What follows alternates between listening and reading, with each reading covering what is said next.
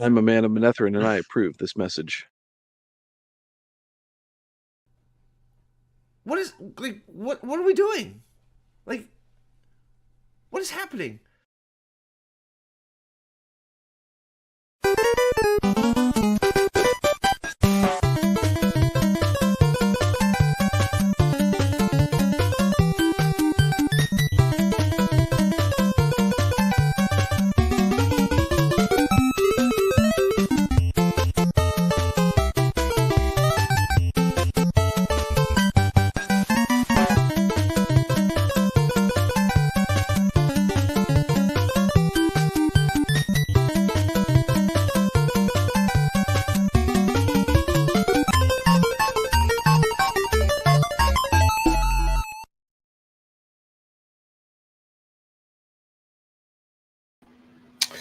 What's up, everybody? Welcome to the 23rd episode of CHILLPOREAL. And with me, I have my Mega Man hero himself, the legendary, like if I even utter his name, I will probably, I don't know what to say. But hey, Ryan, what's up? How you doing? Thanks for being here. I'm doing great. I'm doing good. Thanks for having me on. Thanks for the $100. Appreciate it. Appreciate it. Yeah, your dad asked you. I tell your dad, like, hey, your son's gonna be on stream with me, and he was like, how much did you pay him? I was just like, oh, I don't know. Do I have to do that? I don't know. So, well, yeah. So yeah, I did send you a gift.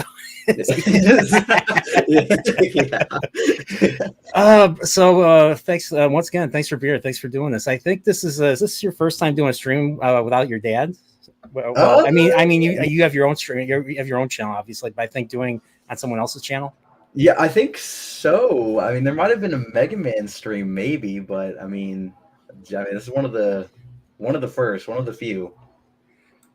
Look who became a YouTube, who became a member again. Prophet of the Dragon has once again rejoined the Nerporeal Continuum, his home, and I just have to say, you know what? You hear a transmission, Ryan? Do you hear a transmission? Because I think I hear a transmission. Do I? Oh, I think you know what? I might hear one. I think I think you do too. Here it goes.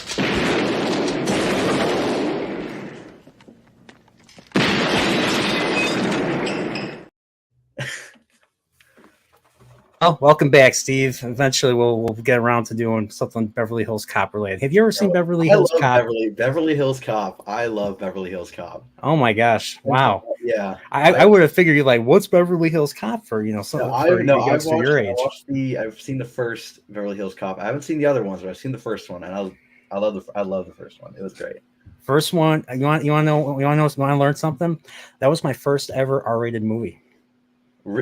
I didn't even realize it was R-rated. Is it? I didn't. Yeah, he says the F word quite a bit in that movie, Eddie Murphy, and that was So that was the first R-rated movie. The music in that movie is the reason why I like 80s synth pop to this day. Yeah, no, it was funny too. It was just a funny movie. I had so much fun watching Beverly Hills Cop. Are the other ones good? I like them. I like part two. Part two is really good. Part two features Sylvester Stallone's wife at the time. She plays this, hot jewel thief, I'll say. Okay. And then part three. Oh, you're gonna laugh when I tell you about part three. Part three takes place at an amusement park, and you know who makes a guest? Okay. You know who makes a cameo in that movie? You know who makes a cameo in Beverly Hills Cop 3? No. George Lucas.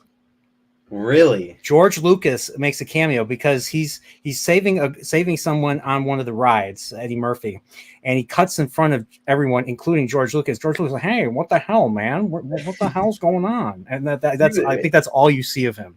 It seems a bit random. Like, you got the first movie, it's like a drug busting thing. Then you got the jewel thief, and it's amusement park. I feel like something got missed there. Part three is ass. Oh, shut up. Oh, man. I was 9. Okay, I actually saw that movie in the theater. I was 9, and you know what? It didn't show any bad stuff. It was just swearing. That's it. But yeah, two is not better than 1. 2, I like 2. 2's awesome, but it's not better than 1. Not better than 1. But yeah, 1 and 2 are fantastic. I totally agree. And apparently, according to your dad, I owe you money for for all the times you beat me in Mega Man. Yeah, I was yeah. Oh, but besides Prof, I want to say hello to everybody else. So we got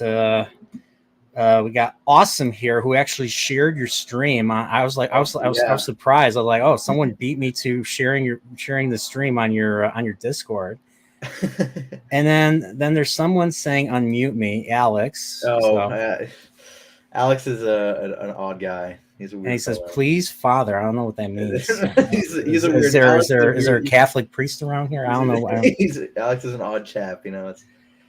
And we got Angry Canadian here. It says, "Keep me entertained while I prepare Thanksgiving." Angry Canadian, you're gonna have to tell me like what you like. I mean, I know I know Thanksgiving's an American holiday. I'm guessing you got the school you're celebrating in Japan. So yeah, Angry Canadians in Japan. So, are you making like the usual turkey and everything? Let me know in the comments if you can type. And who else is here?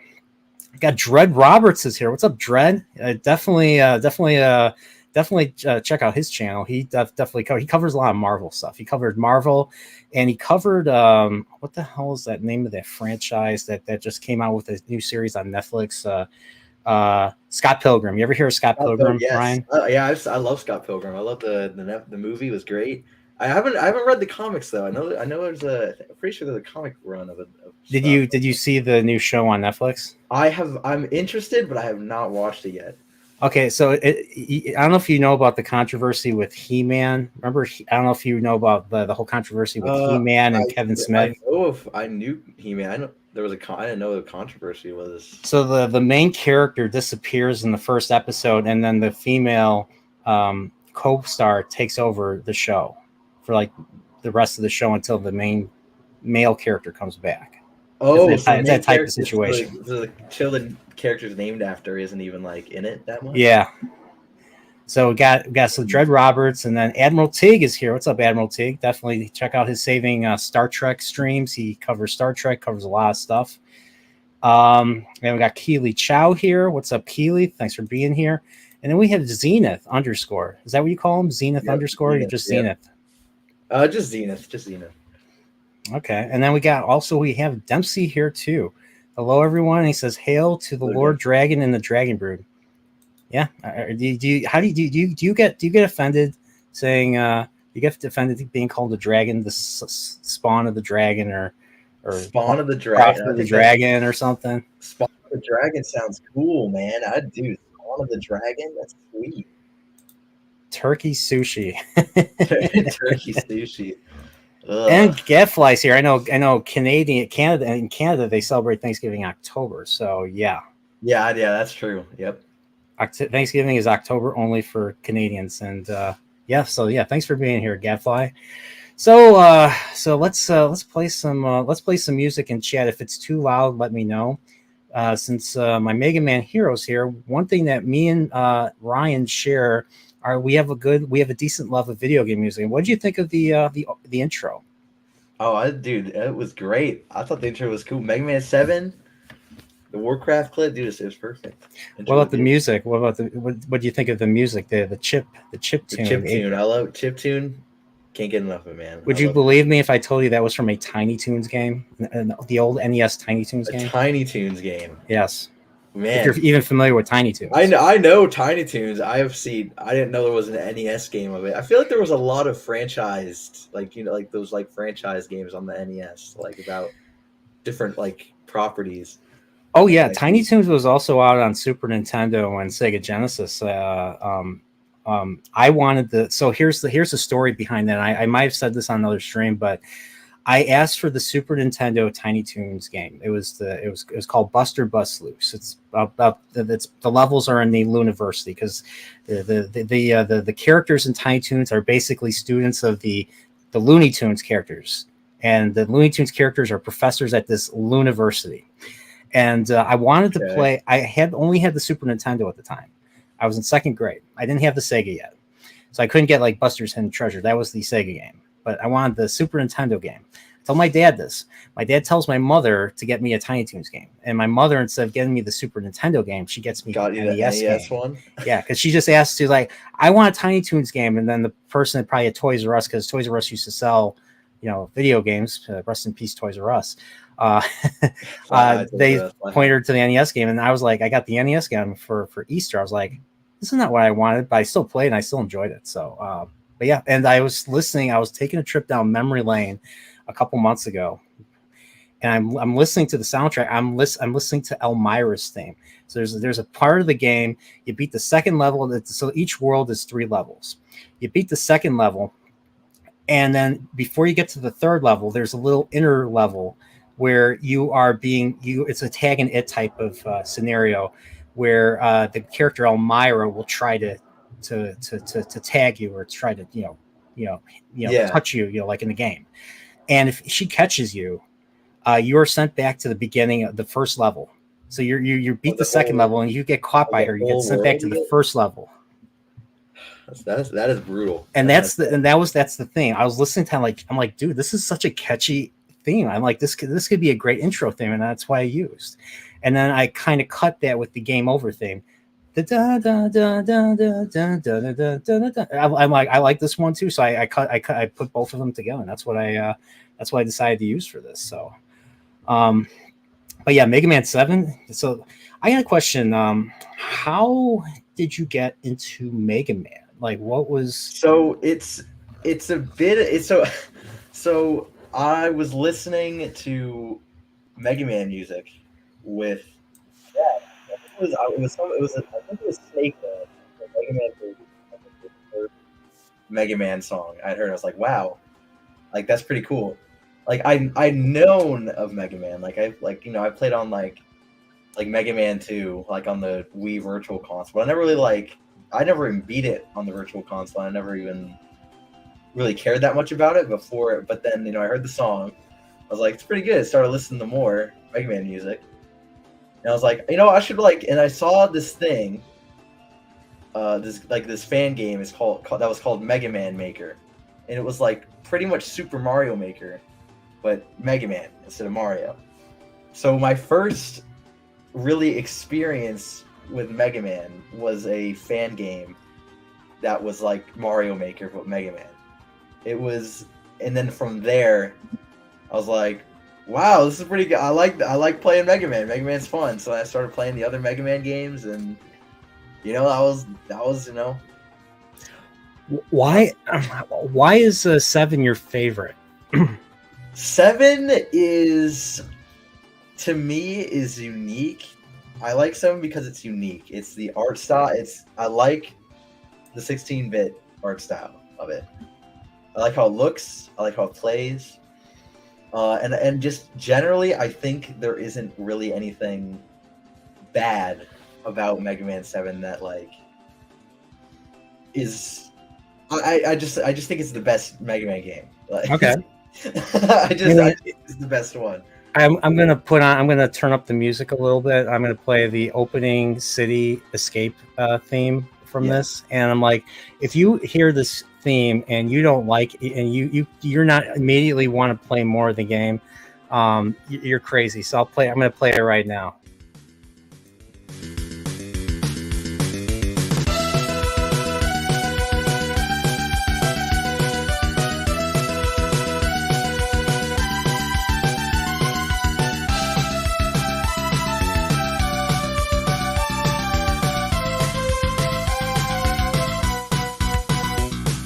Love this song. Great. It's awesome. It is awesome.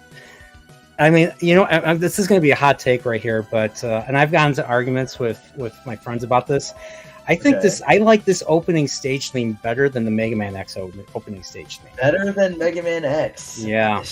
It's one of those things. I think Mega Man X, is more iconic. Yes. I think it's much more iconic. I think 7's underrated. 7, I think 7 is extremely underrated. Yeah, I would agree. 6 and 7, I think, are both underrated. 8, I don't know. 8 sort of. I think I'm okay with how 8's viewed. It's not the best I wasn't the biggest fan of 8. I feel like 8's very much either you love it or hate it type of thing. Yeah, I wasn't a fan of they added voice acting. The voice acting was very bad. That was it's. I think it at least in English, the voice acting is bad. Yeah, I don't understand Japanese, so I can't really say that much there. But it's very not what I think the character like Mega. I don't know why they insist on making Mega Man sound like a 3-year-old boy and not like a little bit older. He has the most like high-pitched voice ever, and I'm not sure why. I was like, because I mean, my experience with classic Mega Man, and you know this already. Like, I grew up watching the old animated cartoon, the Canadian cartoon. You know what I'm talking about, right? Yeah. So I'm playing Mega Man 8, and the way they show Mega Man compared to the old what do you call it? The old cartoon. I'm just like, why does he seem so much younger? Because in the Mega Man cartoon, it seemed like he was a teenager, adult voice actor and all that. Yeah. And then he looks like a little 6-year-old, 7-year-old boy, like you said, with a high pitched voice. I was like, is that the Mega Man that fights Dr. Wily? Yeah, it's like this. You're telling me this guy's going around like it's just I don't know. It's not really the voice I mean, obviously he's young, right? Like he's not like old, but he's like not a baby either. So it's like, a teenager. He's a teenager. It's like apparently that X is the teenager. X is the edgelord.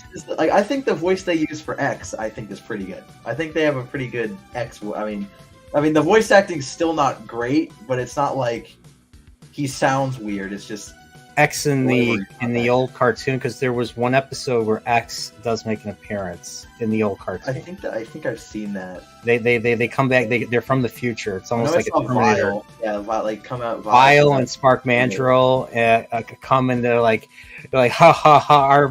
We're made of this type of titanium. Your feeble weapons are no match for us. And then X comes out of the portal, and then he starts taking them on, and then they have to flee. I thought that was pretty sick. Yeah, no, it was pretty cool.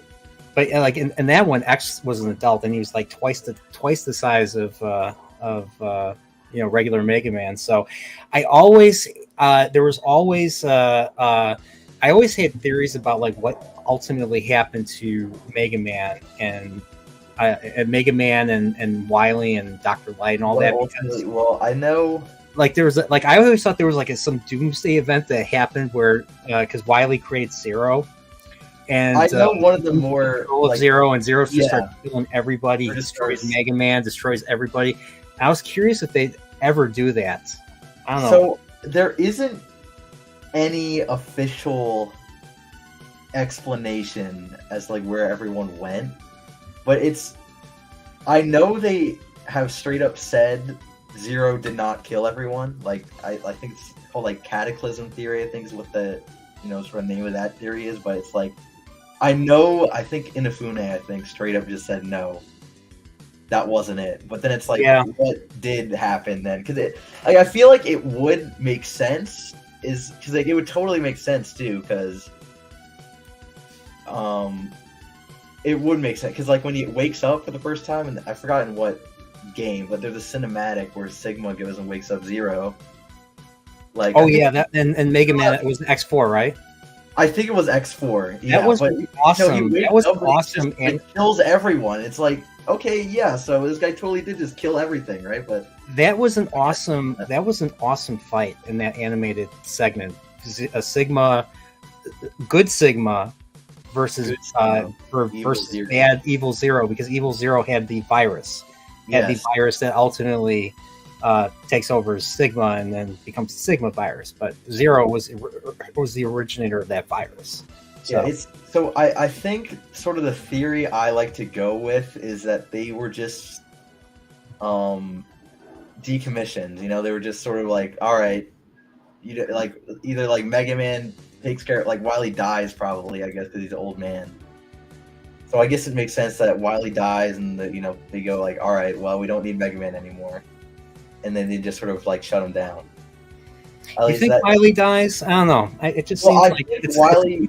I dark think for even Wily.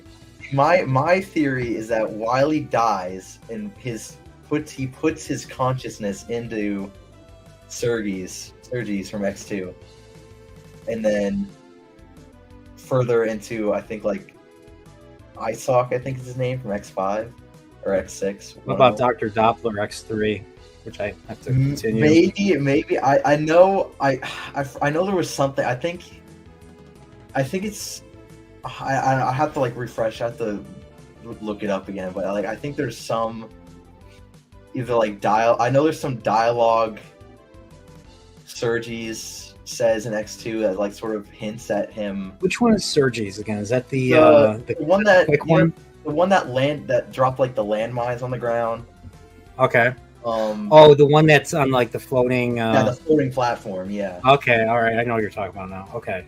Yeah. So I think there's some dialogue that sort of hints at him like knowing of X before, like something, him knowing Dr. Light or something that was like.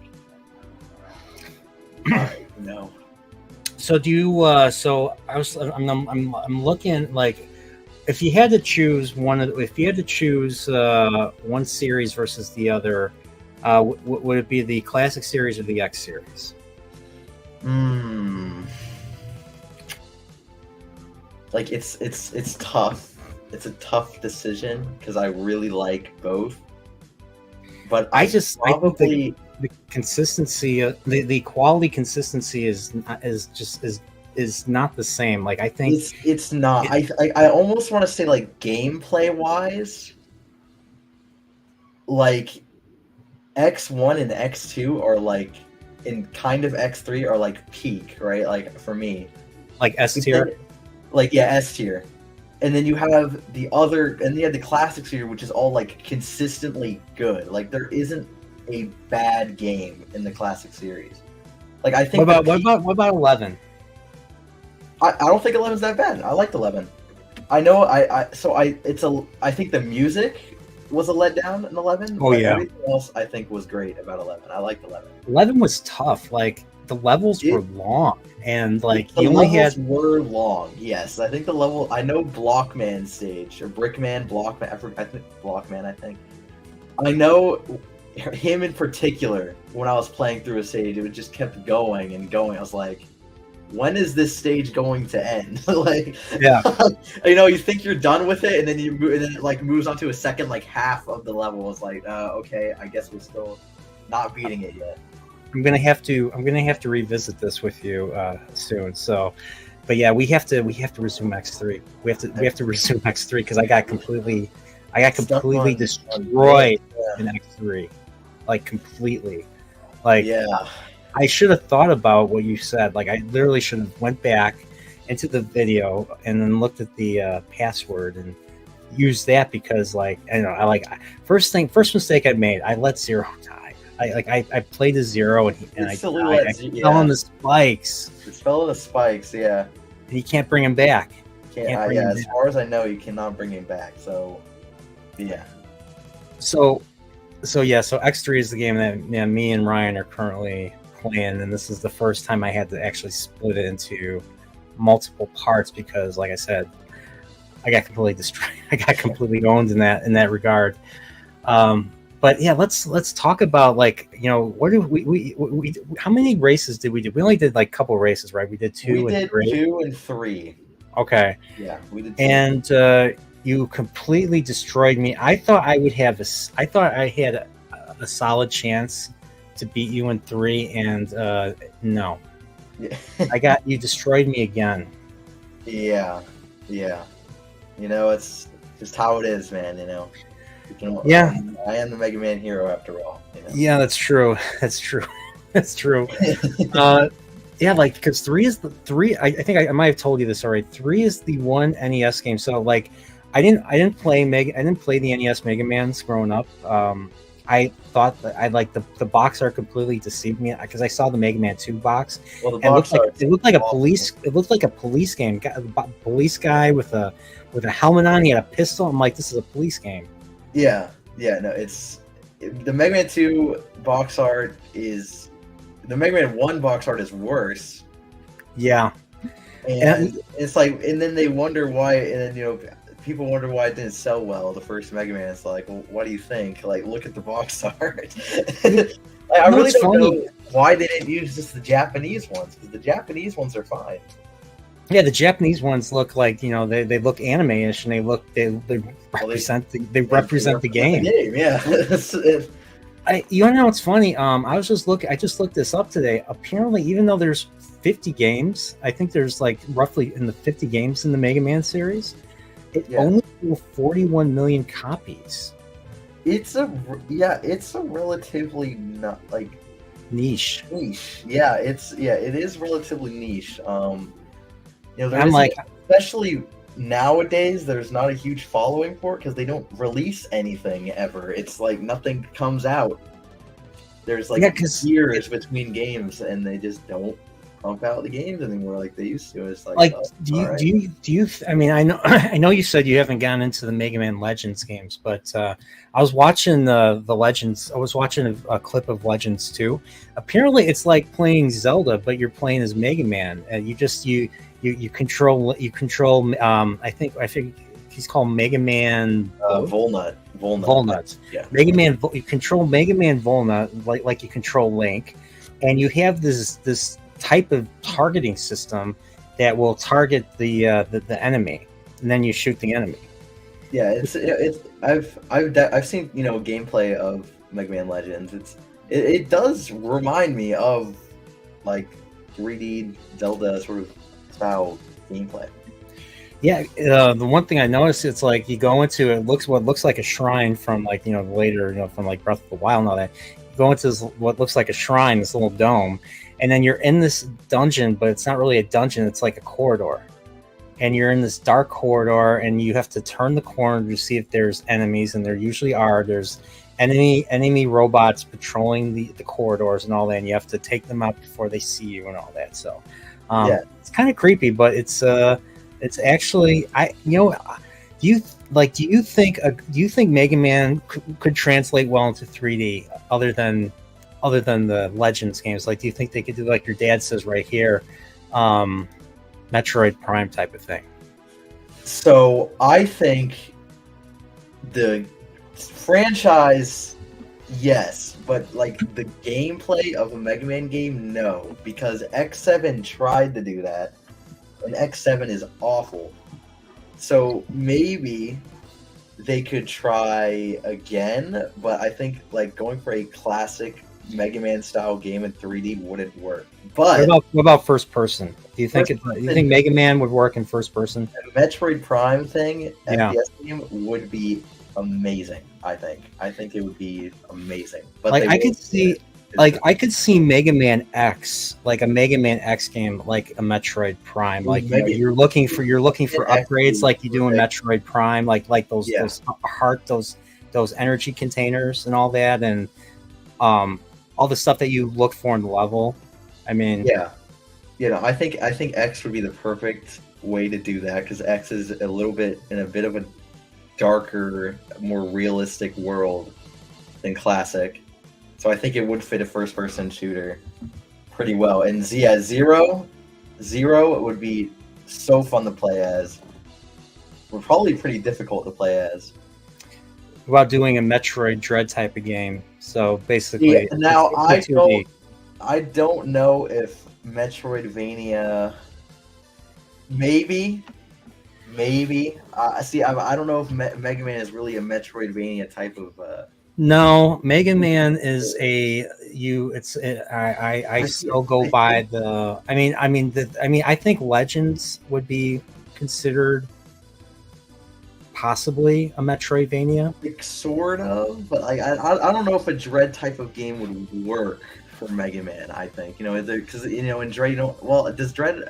I mean, you don't really get like a stage select or anything. No. Metroid games, you don't get a stage select. It's all single page with other areas, and you just So it's like maybe, but I'm not sure how you do it. I'm not sure how you do it. Mega Man Vania, there you go. Mega Man gets upgrades, learns upgrades, comes across boss chambers and keeps moving, goes on, backtracks to places he couldn't get before. So maybe there was a fire door. Well, you take on Fireman or Flame Man or whatever other variation of fire, Heat Man or whatever variation of whatever's hot. You know, whatever name. You know, I mean, do you think they could possibly run out of titles for Robot Masters? They will never run out because, I mean, when they get through every adjective in the dictionary, I guess they'll eventually run out. But it's like, you know, I think they're going to be pretty good, especially with the rate they're pumping out new Mega Man games these days. Yeah. I think they're good for a while, for a long while, I think. So instead of collecting parts, you collect weapons. And Dempsey says Symphony of the Night, but with Mega Man powers and monsters. Castlevania sort of style game. With Mega So Man. just like Super Metroid, Metroidvania type. Another Metroidvania type of game. So I mean, I think. Oh, I got an idea. How about an entire game that takes place in Dr. Wily's castle? So it's like Castlevania takes place in a castle, so many different areas to explore. Yeah, imagine Dr. Wily's fortress, castle, whatever. It has so many different biomes in it that has all these different robots, and you just go and explore, and everything is interconnected in different ways. See, I sort of want my sort of like for a Mega Man X game, I really want at some point in a Mega Man X game I really wish they'd do a Mega Man game that actually had like a good story, like like an actual really tried to do a story. I think that'd be so cool to see, or something like Mega Man X. I kind of want to see an X game where X goes back to an old, ruined Wily castle and has to fight ruined decaying robot. I think that'd be so cool. This, just sort of to connect it. I just really wish they'd have a connection between classic and X. I got a question for you. Have they ever reused? This is gonna sound ridiculous. You probably won't know, but have they ever reused any of the Wily castles, or did Mega Man? Did they all get destroyed after each game? I think each game they get destroyed. I think they always end up getting destroyed. I don't think there's any time they've reused. I don't know how Wily's pulling together those funds, but he keeps building new castles. I don't know. I don't know either. You have to ask Capcom for that. That's what happens when you don't think about the. That's what happens when you put the story like that. Who cares? Who cares? Yeah, who cares? Yeah, there's some suspension of disbelief. You gotta, sort of. They're like, all right, he's built another castle. It's like. I've had this conversation with a friend. I'm like, Ryan? Can you imagine? Can you imagine having your own castle? Like you're a person, and you have your own castle, so you have no friends. You're alone. You have enemies everywhere.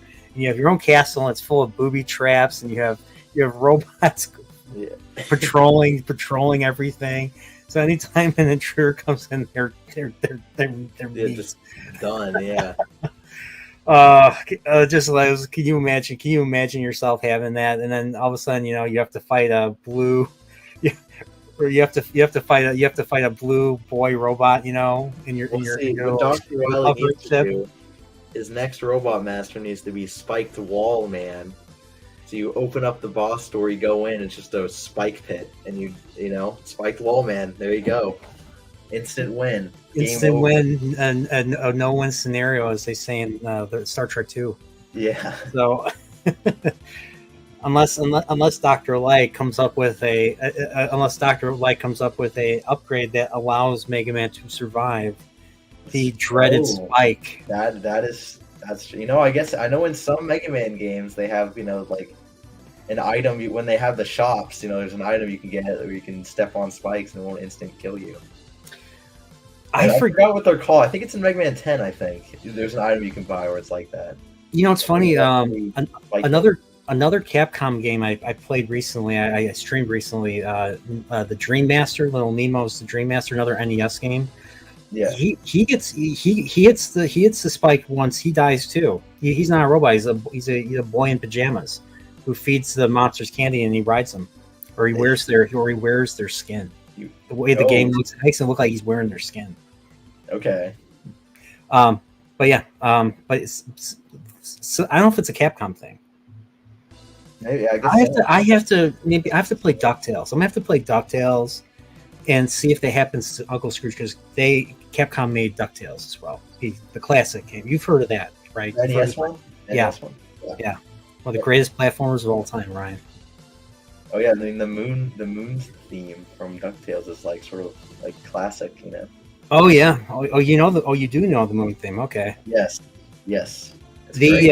The remaster. I don't know if your dad played it, but they came out with the remaster, DuckTales remaster, about 10 years ago. And I grew up watching DuckTales. Like, I used to own the VHSs because I was, a kid. I was a little kid in the late '80s, early '90s, and so I used to collect those cartoons on the VHS. And I used to collect the Super Mario shows, Super Mario on the VHS. Super Mario Brothers Super Show. Yeah, that's why that was my childhood, bro. so when I went to see Mario, with my friends. Hearing that Mario Super Show theme brought I can't believe they, like, it's sort of almost like, I was like so surprised they spent so much time, like they actually had Mario be in Brooklyn. Like, I was actually like, I don't know, was it actually Brooklyn? I don't know if they said Brooklyn, but like a city, like, like actual like human city. I was like sort of surprised they did that. That was part of my headcanon, because that's where it came from, was from the old show that Mario I was like, from Brooklyn, New York. Yeah, well, I know it was Brooklyn in the Super Show. I don't know if they said Brooklyn in the movie or not, but it's clearly in the movie, like in the movie, they did. Oh, Yeah. Well, so that made me happy. That made me happy because the game, and I streamed this with your bro, Yoshi's Island. Retcons that they make. Oh, Mario was delivered by the stork and the mushroom. I'm like, and Yoshi says, I'm like, the game's solid. The game is a solid Super Nintendo game. Yeah. Great soundtrack. Another great soundtrack. But it kind of, I'm like, no, I want Mario and Luigi from Brooklyn. You have to have an explanation why, like, there's no other humans, well, except for Princess. And the movie actually addresses that. The movie addresses that. Why does the princess look different from all the other Toads? Oh, why she look more human? She came through the pipe too, right? She came through the pipe. Didn't she just come through the pipe or something? Yeah, she came for. I think she's from. I think she's from space.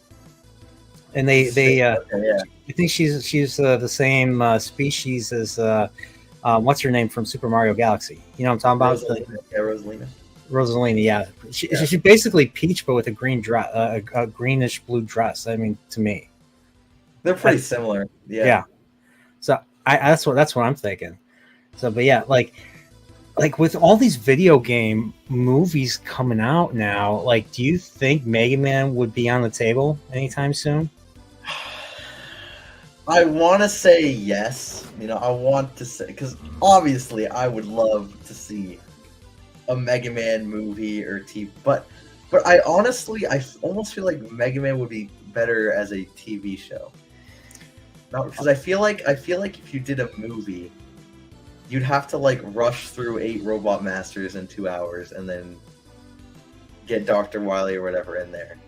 If that's what they end up doing. See, I don't know if that's what they're going to end up doing, if that's how it end up going. Or he goes in different rooms. He doesn't destroy them. Like he knocks them around and they'll come back for future movies or something. That I don't know. Yeah, like that'd be an interesting thing. And do you think if they did do a movie like that for Mega Man, do you think they would do, like, remember the segment in Mario where they showed the 2D portion in the city? Yeah, they're jumping. Yeah. Do something if they did something. Do you think they'd do something like that for Mega Man? I think they would, absolutely. I would love to. I would love to see that. I would love to see that. That would be a beautiful thing. But realistically speaking, probably not going to happen anytime soon. Yeah. I mean, Capcom's been. I mean, they've made Silent. I mean, well, Capcom's not behind Silent Hill, but they've made Resident Evil movies. Resident Evil, yeah. I mean, the first Resident Evil movie came out when I was in high school, so I mean, I actually saw that one in the theaters. Saw that and the second one in the theaters, and then I think they made like 7 more, and I just like, okay, I'm not watching these. Yeah, it's like anymore. Right, yeah. Yeah, all right, I've seen enough. but compared to what comes out now, I think those movies are gold now in comparison. But yeah, they've made Resident Evil stuff. They made a Street Fighter movie in the '90s with Jean-Claude Van Damme. So they made a Street Fighter movie. I thought it wasn't very good though. No, I don't think it was. I heard it was. I heard it was terrible. I haven't actually seen it. Your dad, maybe your dad saw it. I don't know. I don't know how big your dad's into Street Fighter.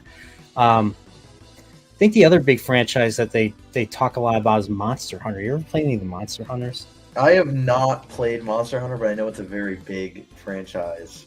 It's like a kaiju, but you're in the wilderness, and it's like Pokemon, but with giant monsters, and you don't catch them. I think you kill them or something. I don't know. I'm not sure. I have not played Monster Hunter. Your dad says it was horrible, so there you go. Yeah. So, but I'm just like, yeah, Mega Man's probably the one thing that Capcom hasn't, turned into a movie. And with all these movie announcements, video game adaptations, I meant to say, I think Mega Man's going to be next. Mega Man's going to be up there pretty soon. I think Mega Man's going to be. I think Mega Man. They're gonna probably announce, oh, we're making a Mega Man movie. I hope so. I see. I'm a little more cynical. I don't think they would do it, but I really want them to. I feel you're cynical. You're only 17. I don't know, man. What can I say? I should be saying I'm cynical. You should be the optimist. You should be the optimist. Oh, but okay. I'm sorry. I didn't mean to interrupt you. You're fine. So okay, so you don't think it? So you don't think it's going to happen anytime soon? Okay, that makes sense. I don't think it will. And unfortunately. And if they did do it, do you think they would do classic or X?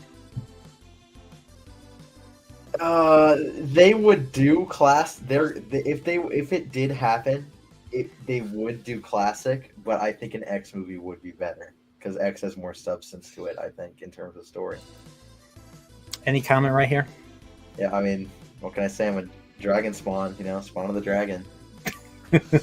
So, but I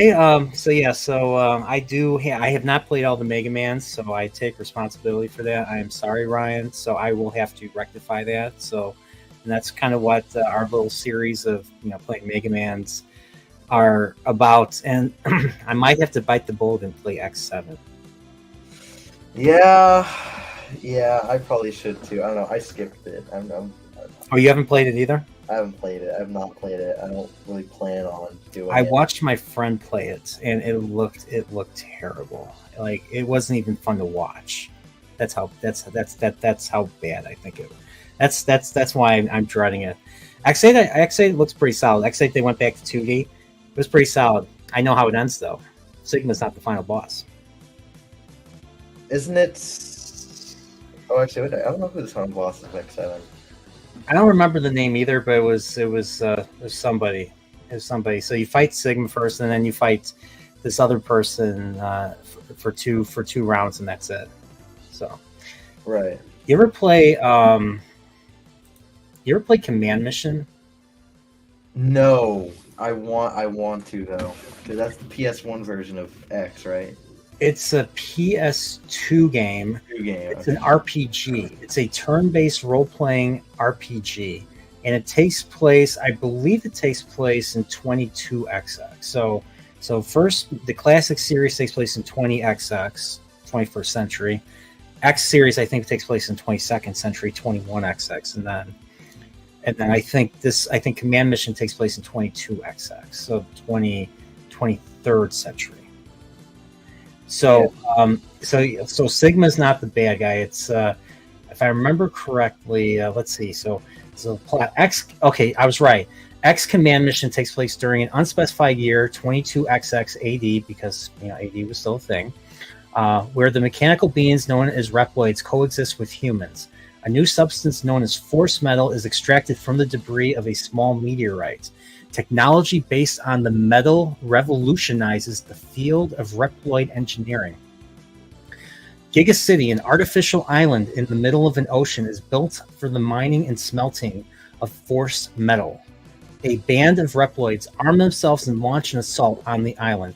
Its leader, Epsilon, is branded a criminal maverick by the government, and a Maverick Hunter team is dispatched by Colonel Redips to Giga City in order to liberate it from the grasp of Epsilon's rebellion. X-Zero and a hunter named Shadow travel to the ruins. However, Shadow betrays the team, and Epsilon's... Okay, I'm giving away spoilers right now, so... But yeah. But yeah, so it's I've definitely heard it's great, and I do want to play it.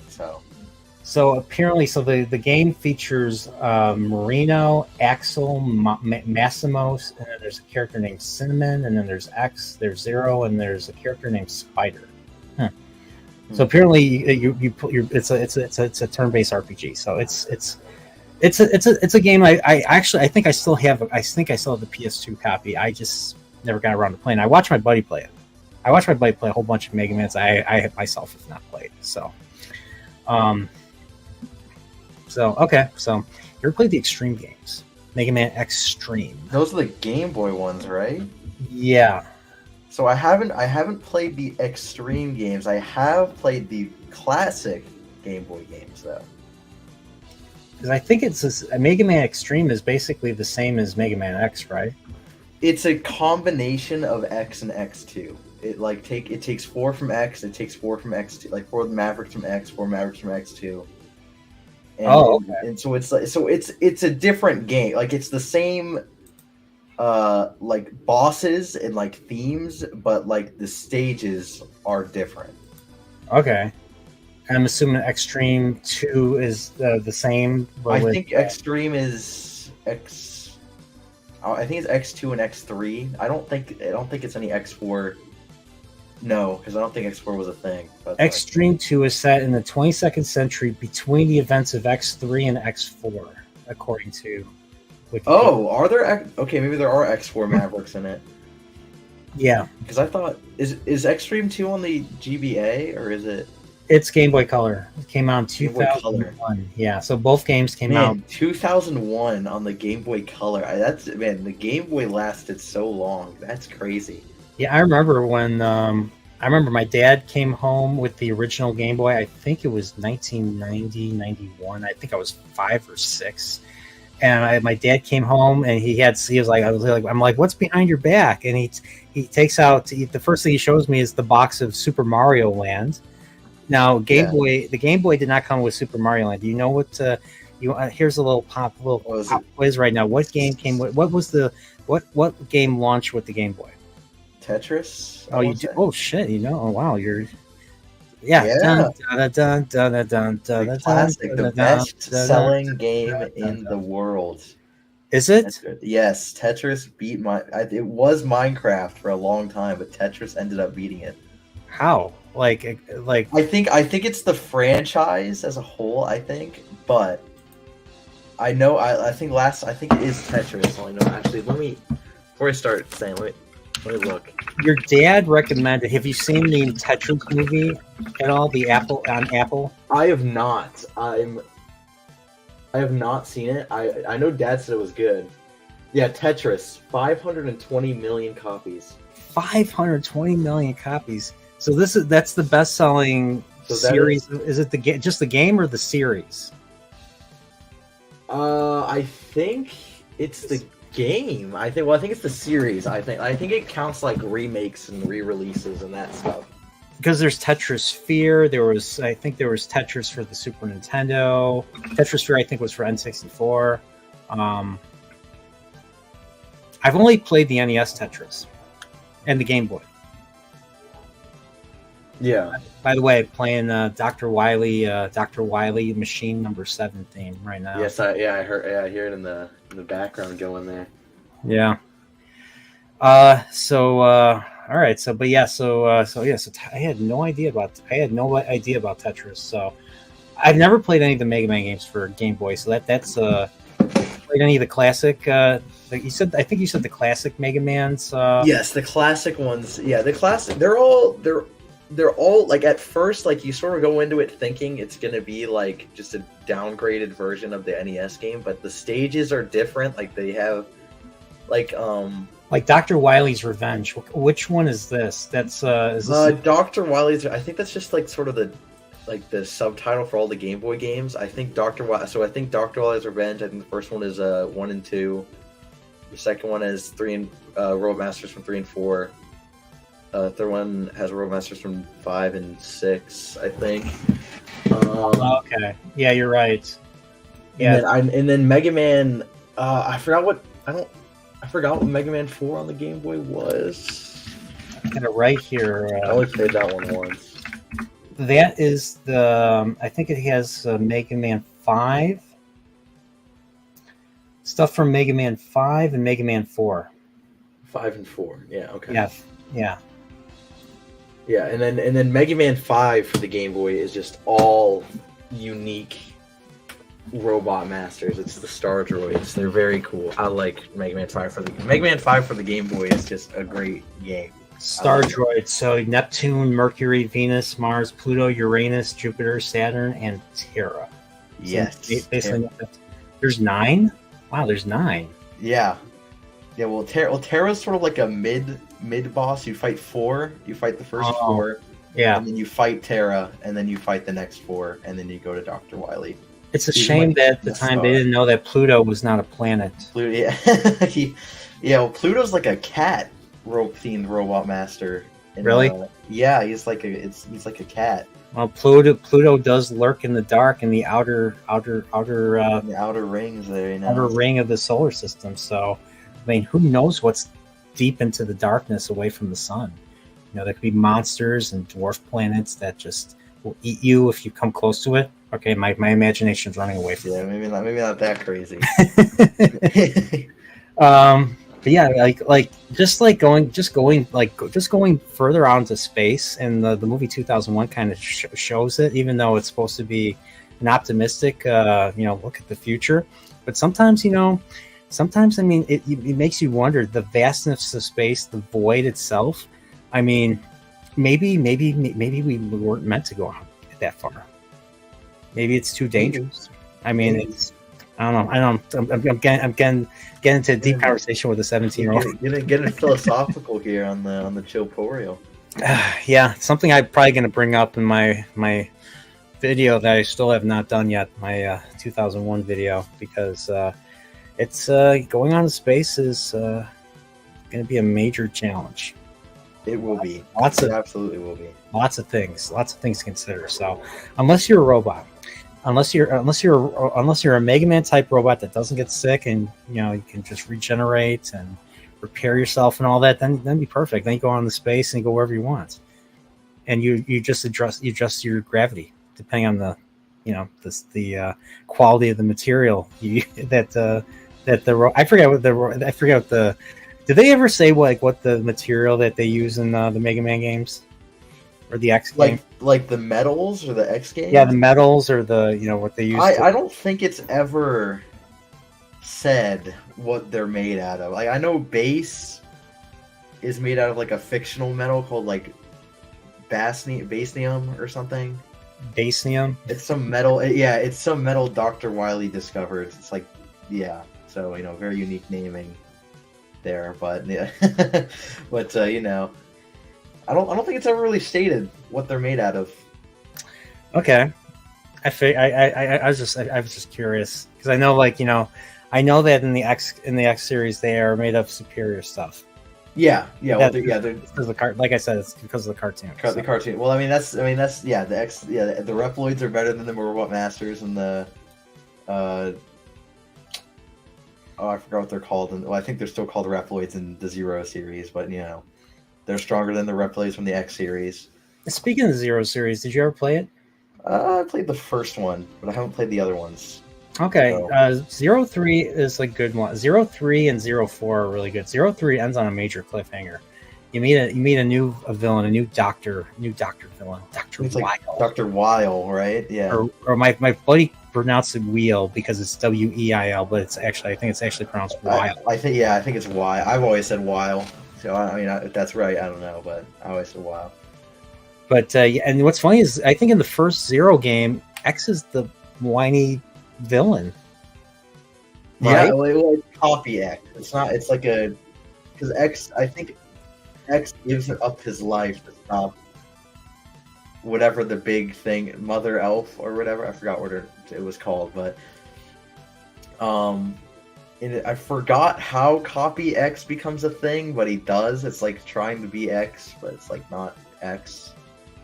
I don't know for sure. I don't know exactly because I haven't played the games, but yeah. Yeah. What did you think of the new design for Zero and Mega Man Zero? I'm like I would have preferred. I'm split on it. Like I don't like. There's aspects of it I don't like. Made him look too feminine. Like I just think it just doesn't make sense because I think it's like it's supposed to be his like original body or something. I thought it's like, how is his original body that? You know, it's like it's an art style thing, but I think it's an art style thing, but it's like I just don't like.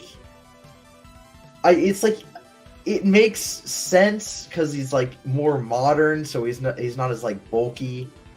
You know, his frame isn't as bulky. You know, he doesn't need all the bulky armor because he's more modern. But it's like, man, he looks cool. He used to look so much cooler though. I mean, at least he kept the ponytail, right? You know, he got the kept the ponytail. I would have preferred that badass look, but I want to say hi to Mags. You know, saying Mags. hi, dropping a like. Hi, Mags. Actually met me and your dad actually met Mags one day. We went to Richmond. Yeah, I think it was like I think I remember. Yeah, I think I remember telling me about that. Yeah, it was a lot of fun. It was a lot of fun. So, yeah, throwing axes. We were throwing axes. We were golfing, and then we went and got something to drink. So, yeah, it's a lot of fun. But all right. So Mega Man. So you played the Zero. You eventually played the Legends games. You ever played like the Star Force or the Battle Network games? I haven't. Because I just don't think it's not really my type of game. You know, I was never the biggest fan of Yeah, what kind of games are these? Like it's like a turn-based thing, but it's almost like it's like a weird mix between like a tactical RPG and like a turn-based RPG, I think. Okay, yeah, I never really got into these either. And these were really big in like the late 2000s. Yeah, I know they were big. I think they were Game Boy Advance games, I want to say. I know it was pretty big in the 2000s. Yeah, they were big on the Game Boy Advance and the DS. And then once the 3DS came out, there was really nothing I don't think anything Mega Man related came on the 3DS. So, okay. Oh, well. I mean, some I guess legacy collections, but like I don't think those don't really count. I don't even know if they came out with a legacy collection for that. I think 3DS. I think there might have been one for the classic series. I think they came out. Yeah, they came out They came out the classic series anniversary X1, and then the 01 came out with the collection too. That's how I played. That's how I played the Zero series was. I think the DS collection. Yeah. So yeah, you're right. I'll never doubt you again, Ryan. I'll never doubt you again. So thank you. So, but yeah, so any words of encouragement? Any ways that any tips so that I can eventually beat you and validate myself? In Mega Man, well, I think the best, it's just don't get frustrated. Try just when you get frustrated, you play, worse, and since you're playing worse, you'll get frustrated even more. It's just a bad cycle. You got to be able to pull yourself out of that cycle of getting frustrated. You got to learn from your mistakes. You got to recognize the patterns, and just practice. Practice makes perfect. I remember you. Your dad's like, that's never gonna happen. Never happen. Probably true. It's probably true. I'll have to with that attitude. You gotta. I'll have to practice. So, yeah. Have you? You said you played Super Mario RPG, right? Yes. I don't think I ever beat it though. Okay. I don't think I ever beat it, but I did play it. I got pretty decently far in, I want to say. But yeah, super. Yes, I do want to play. I want to play the remake. I do want to play it. So the remake was awesome. Did you beat it already? I did. I beat it. So I played it. I played it. Your dad and your bro joined me briefly. I played it. I played it at midnight when it came out. So I also downloaded the digital version. So I played that for 4 hours. Got tired, and then the next day I got 6 hours of sleep, and then it was 10 a.m. I was like, I'm going to play more of this, and then I played it for like the next 9 hours without stopping, and I beat the game. So I beat the game within 13 hours, and I'm like, I've never done a video game review, but I think I should do a video game review because everyone's been asking, especially. I think it's a good idea. Hey, you're going to talk about the remake, so. And I already commented playing the game, like the differences and all that. So, but I would say this is the definitive version. I mean, just they made some minor changes, like a lot of the stuff that came out in the American version, like the names are different and some of the dialogue's different too, but it still retains a lot of humor. So they fixed the translation a little bit, but yeah, the translate, like there was a point where they the original game references Bruce Lee. Like who you think you are, Bruce Lee? You can't go in there with your fist fighting and all that. They removed that because I guess that bring up some like I don't know. Maybe they'd bring up some issues like, hey, you can't mention Bruce Lee or something. I don't know. Yeah. So they probably could. I guess they stuck with the original Japanese. That's they stuck. Yeah. Like some of the names, like the first sword bad guy, where you get the first not power star, but the first a shooting star that you have to collect in the game. Yeah, the character's name was Mac, but in the it was like the red guy, right? The red guy. It was the guy in the Mushroom Kingdom. So when you leave the Mushroom Kingdom, as with Mallow, you get the frog coin back from the purple crocodile thief. You come back, and then all of a sudden there's these bouncy. Shy guys that are just terrorizing everybody. The sword shy guys. Yeah. Yeah, and their boss is a sword claymore looking bad guy. So in the Japanese game, and I'm assuming I'm going to double check, but I think in the Japanese game his name was Clay Morton, and that's I kind of like Clay Morton better than Mac. I feel like it fits the sword theme better. Because you got Bowyer the bow guy, and then that was in the original.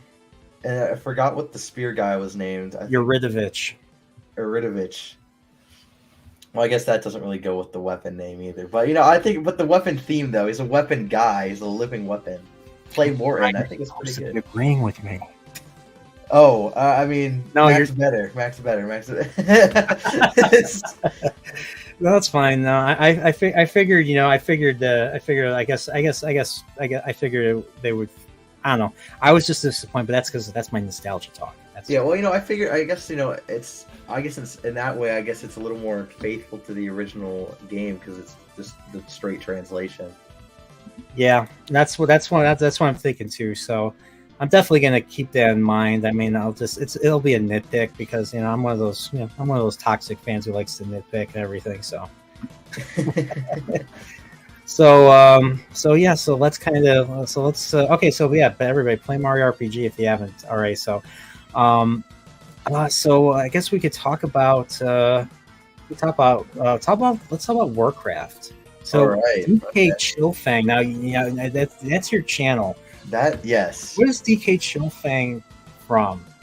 So DK stands for Death Knight, and then CHILLFANG is my character. Because in World of Warcraft, I play a Death Knight named CHILLFANG. So that's where the name came from. Because originally, when I made my channel, it was going to be a World of Warcraft channel. That's what I wanted to try and do. So that was the intention. At the start, and then I made that one Roblox video, and it got like 500,000 views. And I was like, all right, well, I guess this is my thing now. So I started doing that for a long time. Then I had to take then I took a break for like a year because circumstances. Then I came back, sort of kept doing the same thing, just the Roblox stuff. And now I'm sort of starting to branch out into more. I want to branch out into more games, and I think one of those things I want to try and branch back into is Warcraft. When I start What kind of game is Roblox? I've watched you play it on your channel. A few times. It's like, I don't even really know the best way to describe Roblox itself is like a platform that people make games on. I think Roblox itself is like a game making platform. People will make a game on Roblox. That's, I think, the best way to describe it. So like this the little game where we're drawing stuff on it, is that part of Roblox or is that something else? Which Gartic Phone? Oh, that was Gartic Phone. Yeah, sorry. Gartic Phone's its own thing. Okay, all right. Yeah, sorry. You're good. You know, it's a little weird to explain. I'm not really sure how to explain it, really. I think that's the best way I could really say it. Apparently, Angry Canadian is a veteran of Roblox. Played it for 10 years. I didn't even know it was around that long. Roblox is old. I think Roblox, I know it was in development. I think like an early version of it, I want to say it's like 2006, I think, is when it came out. Is when it first released. It's old. It's very old. So when I was younger, in high school, my buddy played Warcraft. He played the older games, the 90s games. For the longest time, Warcraft to me was a strategy game. So Warcraft. So there's Warcraft, and then there's World of Warcraft. So Warcraft 1, 2, and 3 are all RTS games. And then 2004, World of Warcraft really took that series by the storm. Yeah.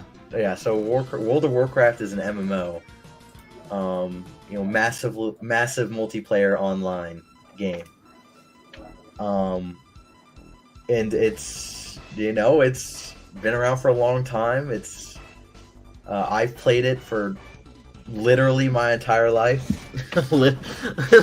literally a lifelong player. So I got a question. So apparently I was watching a video because I don't know anything about Warcraft. I'm totally dumb. I am sub-normie. That's how little I know of Warcraft. But apparently there's two versions of it. There's yes. There's Classic, which is I think the more recent one, the more recent version, and I forget what the older version's called. So World of Warcraft Classic. So you have Classic and Retail. Retail is the modern version of Warcraft. So Retail is like current day World of Warcraft, and Classic is a recreation of how the game was back in 2004. So it's like a legacy server. So you have the option to play like modern WoW, and then you have classic WoW, and it's two like completely. It's sort of crazy how much the game has evolved over 19 years. It's completely different. It's like playing a completely different game almost. So if I were to buy World of Warcraft, could I play both versions, or do you only buy? So you need to buy. So to play. So I think.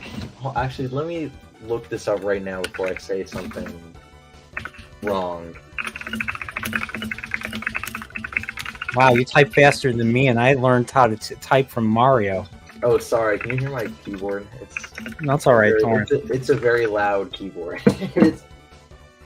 The new generation, everybody. Yeah.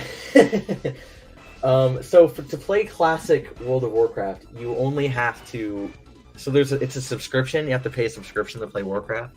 Okay. It's like $15 a month, I think. So to play classic, you only need to buy the subscription.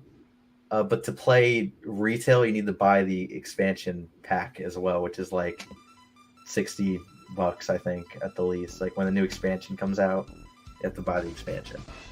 Looking. There's so many expansions. Like you don't have to buy each one. You only have to buy them like one. You have to buy the most recent one. But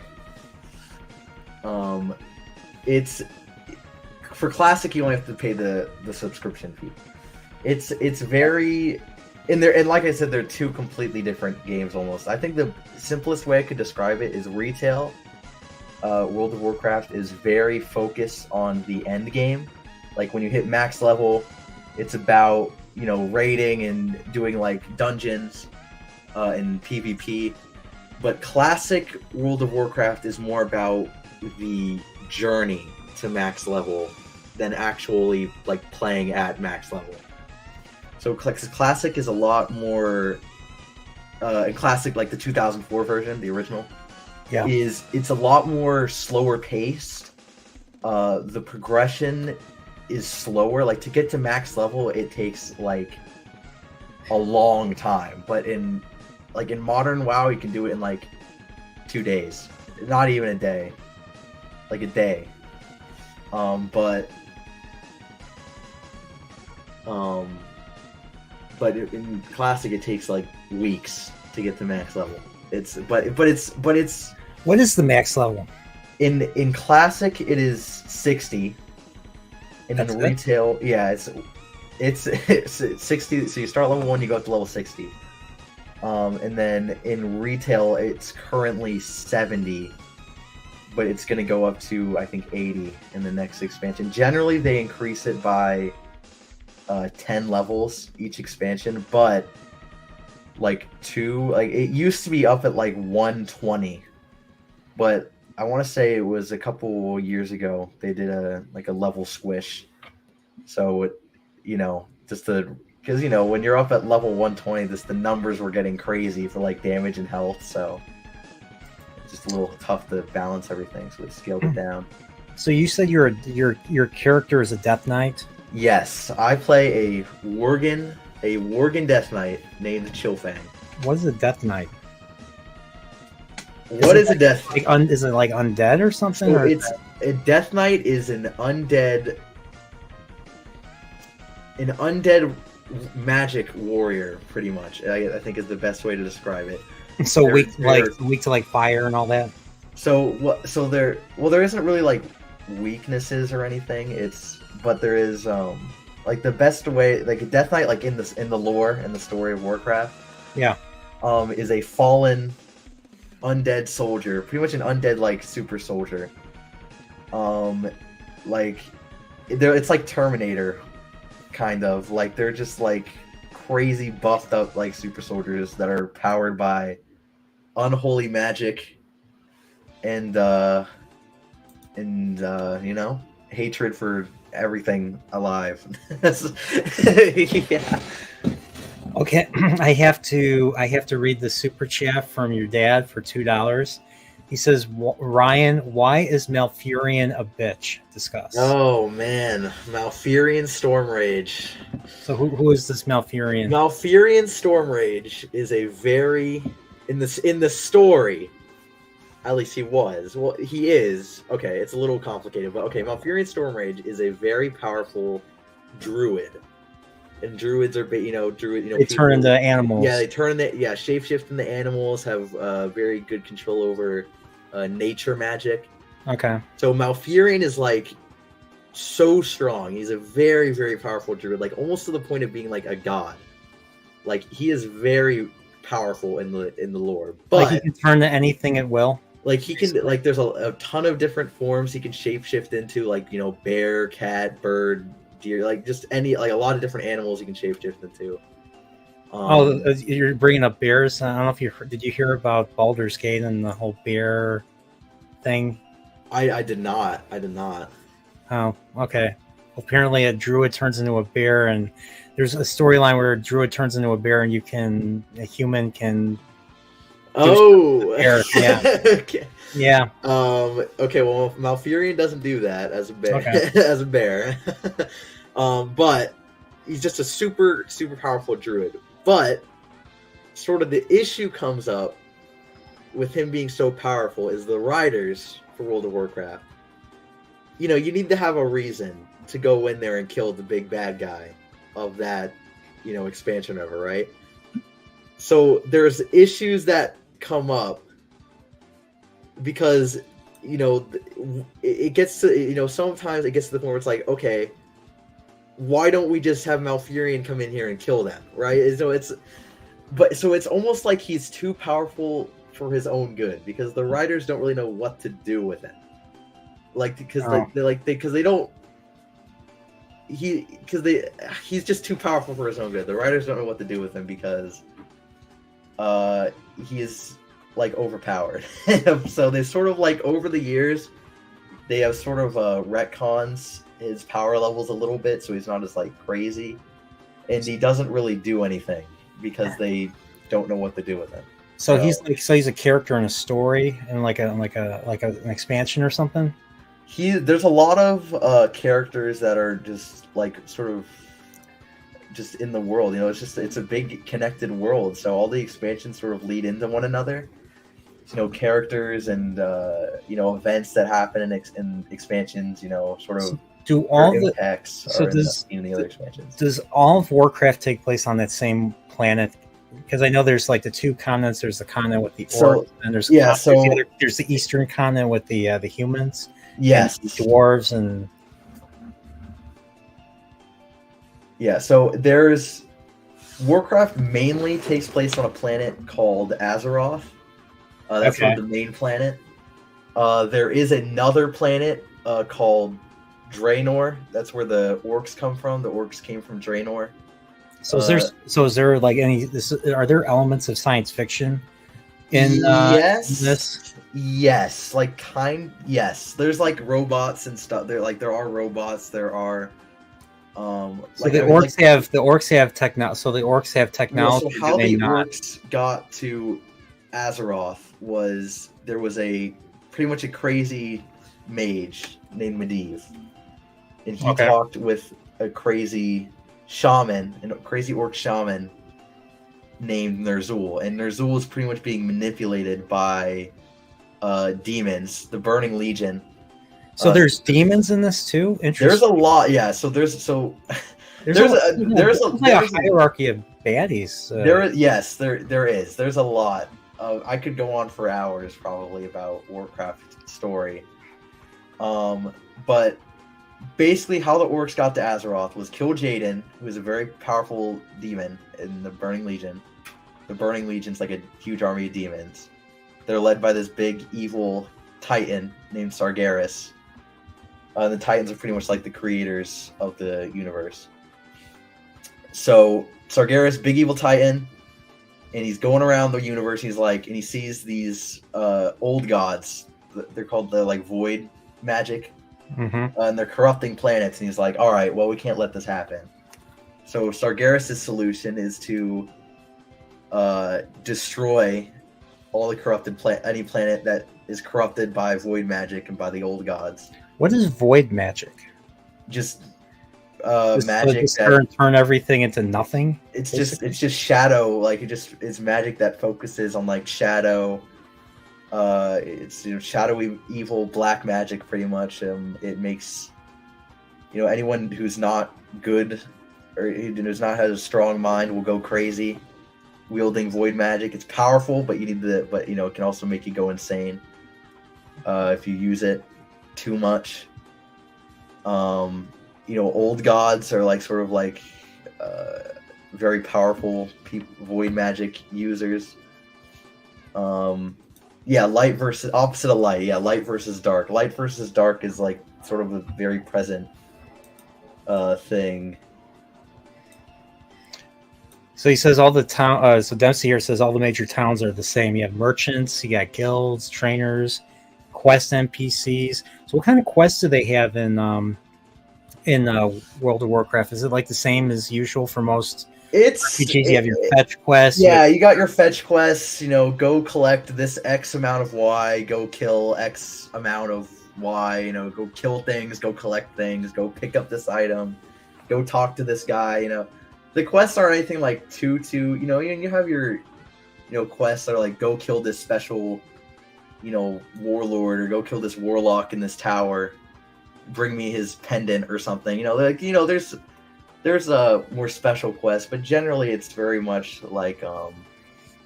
just basic fetch quests, kill quests, that sort of thing. I hate to derail the stream, but have you ever played StarCraft? I have played StarCraft 2. I haven't played StarCraft 1, but I did play StarCraft 2, and I like StarCraft 2 a lot. StarCraft 2 is a great game. Do you think they're gonna make a StarCraft 3?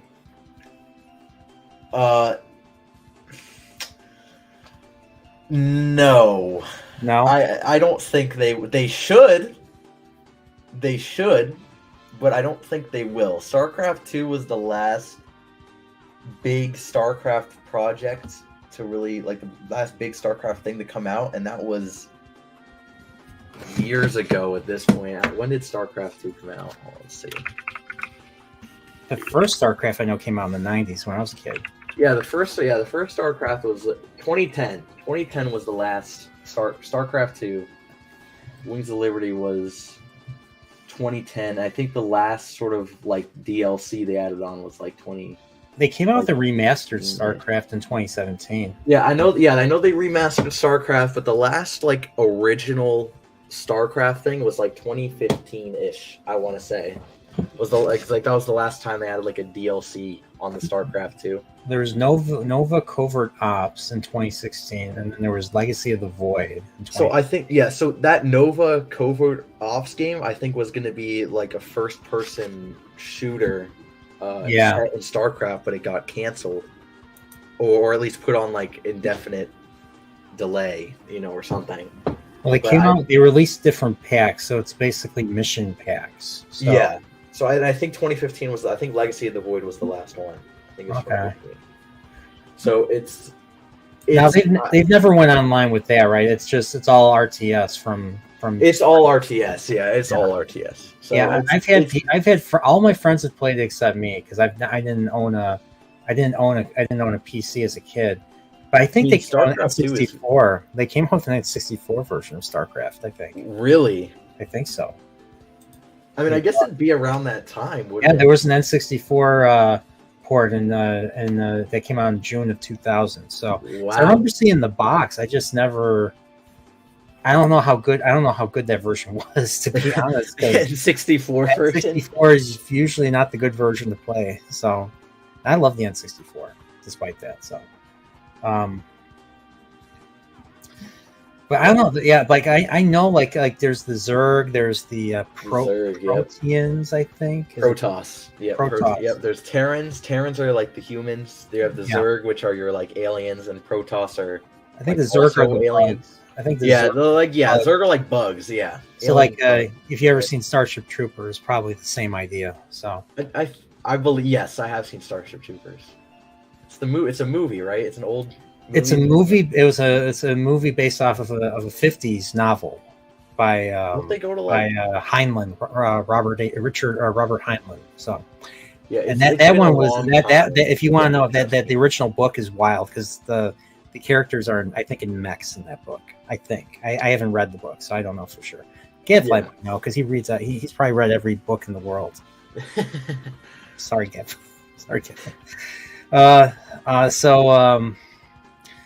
Okay, that's interesting. I don't know. Maybe I'll dabble my nose into Warcraft one of these days. Maybe I would see. I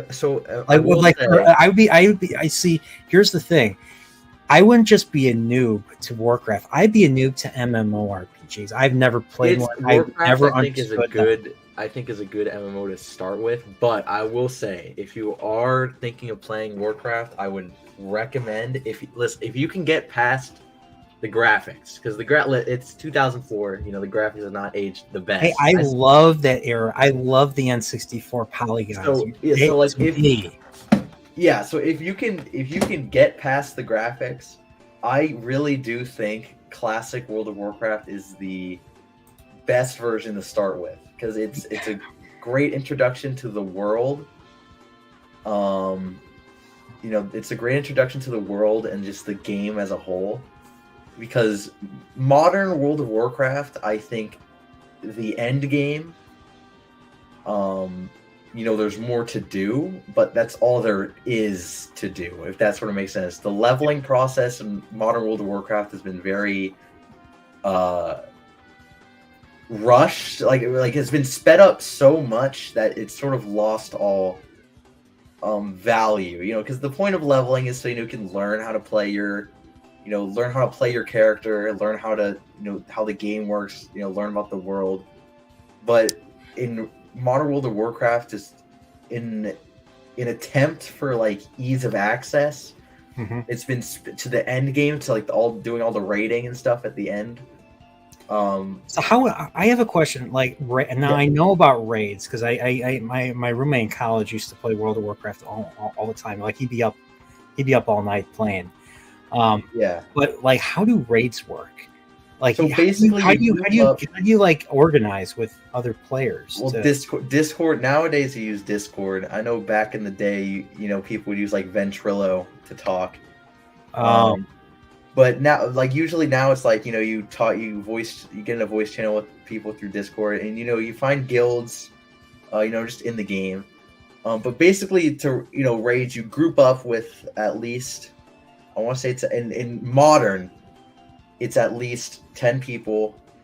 Go up to like 40 people at once. It scales. The health and damage will scale accordingly. But you get a group of people together. And then you go into the raid, and you go in, you fight the bosses, you do the mechanics.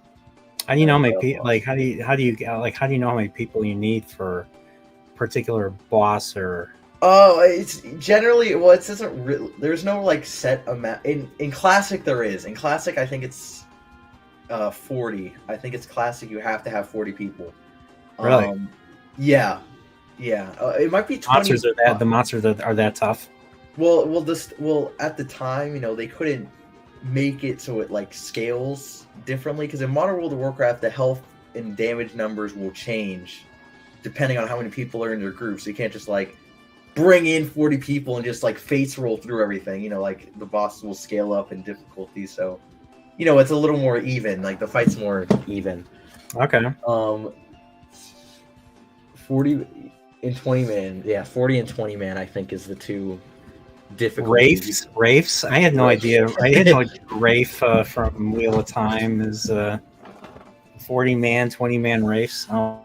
Yeah, so I think so there's like, it's not like flexible. You either have this amount, or you don't go in. Like, or you either need to get more people.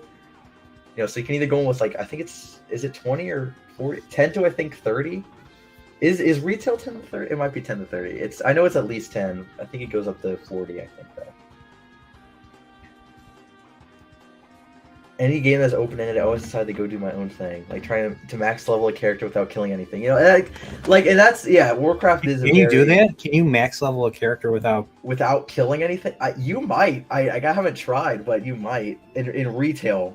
Probably yes. In Classic, I'm assuming you earn experience in these games like you earn in like a regular a normal RPG on the Nintendo or something. Same idea, or is it different? How you level up? How do you level up? It's like generally. I mean, you get XP from completing quests and killing things. Is generally how you just get experience points. Okay. You get experience for like completing missions or level or quests or something. Yeah, you get experience for quests. You get experience for just killing monsters and stuff around the world. I mean, you get experience for discovering new areas or. Yeah, I mean, it's like, but get set amount of experience. You level up, and then you got to get. I mean, I don't know the exact numbers, but fill up the experience bar, level up. So so when you play, what is your goal? Like, what is your path that you take when you play? So in Modern Warcraft, because I played both. I play Classic Warcraft very casually. But I played Modern World of Warcraft a little more hardcore, just because I've been doing it for a long time. But generally, I just want to get geared up. Get the the best armor, best weapon I can before going into the raids. And generally, my goal is just the raid, really, in Modern Warcraft. And in Classic, it's just having fun, leveling up and stuff, just being chill, hanging out, playing the game. Do you complete this? When you complete a story, do you take a break, or do you just keep playing, doing whatever? Like I mean, it just sort of depends on how I feel, you know. Sometimes, sometimes I'll just want to keep going for a while. So other times I'll log in, just do a couple things, and then it's like, all right, log out. You know, it's very, it's very like sort of flexible. You can stop at any time. Really, you could go for as long as you want. I think that's why Warcraft. I mean, just MMOs are, just fun. Warcraft is the only MMO I played, though. I will say. Okay, because I knew people that played, like my brother has played Star Wars Galaxies. I know a few people that played The Old Republic. I did play The Old Republic a little bit when I was very young. I played The Old Republic a little bit. I never got far, but I just sort of messed around. Yeah. I've had people tell me, "Oh, you're a Star Trek fan. Play Star Trek Online." I'm like, I don't want to. I don't have the patience to learn. I don't know. The MMO never really appealed to me. It's definitely unique, I think, but it's definitely a time commitment to play one. Yeah, because it's like it takes a long time to get stuff done.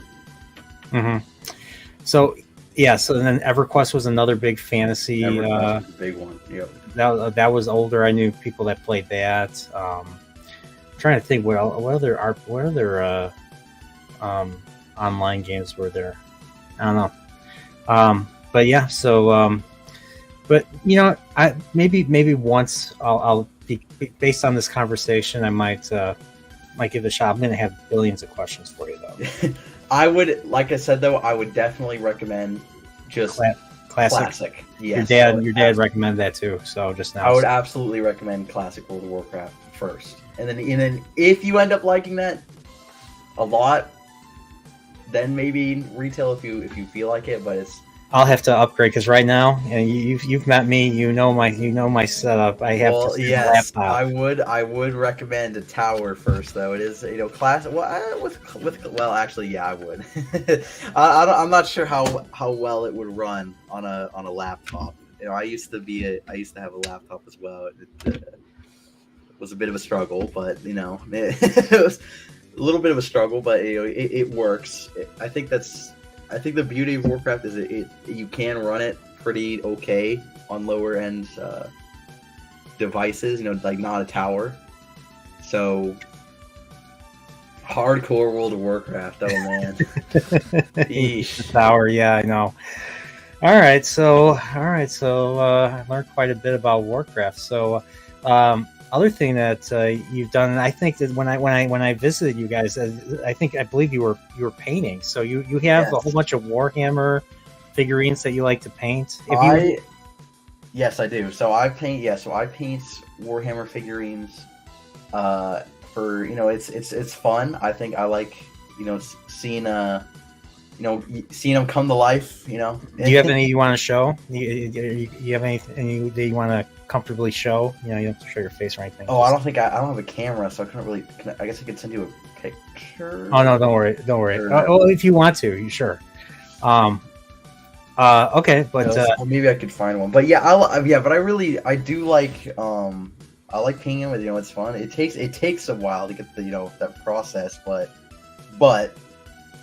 it's fulfilling. I think it's cool, and seeing your here. Hold on, I'll send you a picture of So you haven't. I think backstage you were saying that you haven't really played Warhammer itself. Now, so I want to, but I'm waiting on my dad to finish his, because you need 2 armies to play Warhammer, right? I mean, you need. True. So my army's good to go. My army's built. They're painted. I have more than enough guys. So how does that work? So do you buy the figurines? So yes, you have to buy from Amazon, eBay, the Games Workshop website. That's where it can get pretty pricey. But they're high quality figurines and they are fun to paint. But I don't want to get off topic. I want to because he's in the chat. I've bought some figures for him. Okay, I've spent some of my money on some figures. I bought him some Chaos Warriors.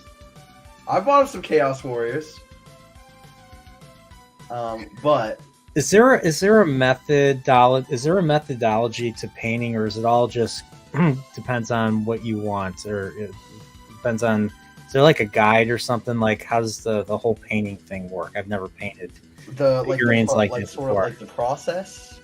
Yeah, Well, the process or the idea, like how do you know what color to paint where and? Oh man, so it's I mean that's the sort of things, you know, like what colors to use. That's just all up to, you know, personal taste, really. But generally, like my sort of strategy as for like the process is I paint from like the bottom layer up. So, you know, I paint the skin first, then, you know, whatever armor is on top, then any like rocks and, you know, anything on the armor. So you know it takes a long time. Oh yeah, there you go. What is this? that is Nagish. That is Nagish, Supreme Lord of the Undead, right there. That's my man right there. So is that a character you created, or is that a character? That's Warhammer. It's a Warhammer character. I just painted him. So there's no like defined color that this character is known for. It's up to the. It's up to whatever, you know. They have their official, you know, like color schemes, but you can paint them however you want. Are these supposed to be tentacles? These that's magic. That is like souls swirling around him. Oh, or maybe like the weaves from like Wheel of Time. Yeah, except they're souls. Yeah, it's like necromantic magic, you know. It's necromancy. There's souls and ghosts swirling around him. And so everything was so do they come in like completely like white, these figurines?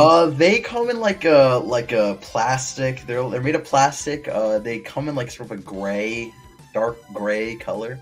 Okay. How large is this figurine right here? Is it like it's like the size, I couldn't give like inch, like about the size of like your head. My head? Yeah, I'd say that's pretty close. I'd say it's pretty close.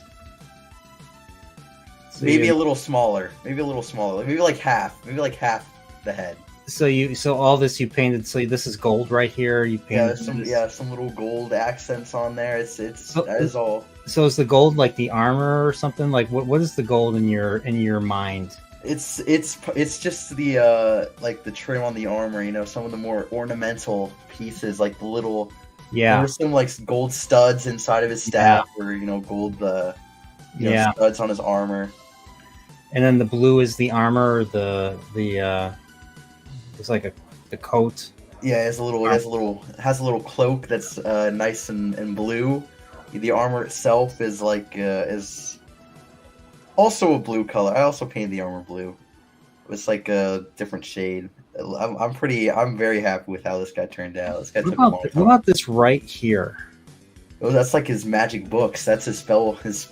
That looks like multiple colors. That looks very intricate right here. Well, there's some gold. It's outlaid with gold. There's some brown. It looks like there's a jewel in the middle. Yeah, there's a jewel right there in the middle of it. Blue? Is that like a blue or something? It's like a bluish green. Generally, I give them like a blue. All of my undead figure, because I painted undead army. My army is like skeletons and ghosts and zombies. So I've sort of had this going theme where all their weapons and you know, jewels and stuff are like this bluish green color. It's very cool. It's like a Serenite. I call it Serenite. It's based off Warcraft. And you got this. Did you paint this green? Is this supposed to be like grass or something? So that's base, like the base of it.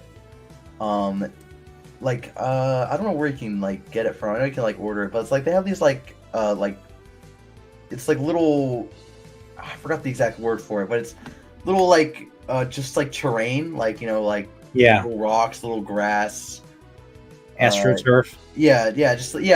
Just some like flocking, or I think is what it's called. I forgot exactly what it's called, but you know, it's just basing material, you know, stuff that you just, you know, you sort of you put some like white glue like on the base, And then you put the the basing material on top of it.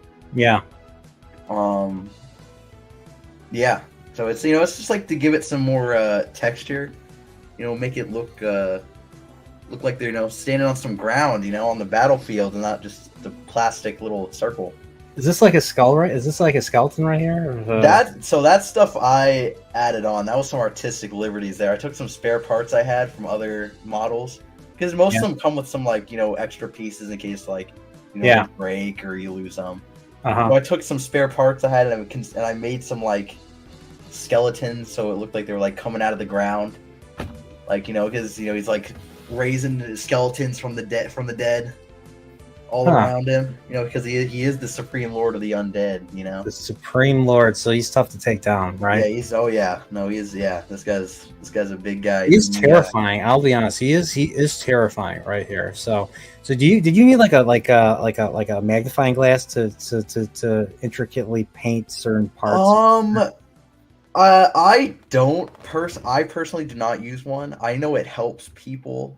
I know a lot of people that do, and a lot of people do use, magnifying glasses or, something to help zoom in on the little intricate parts.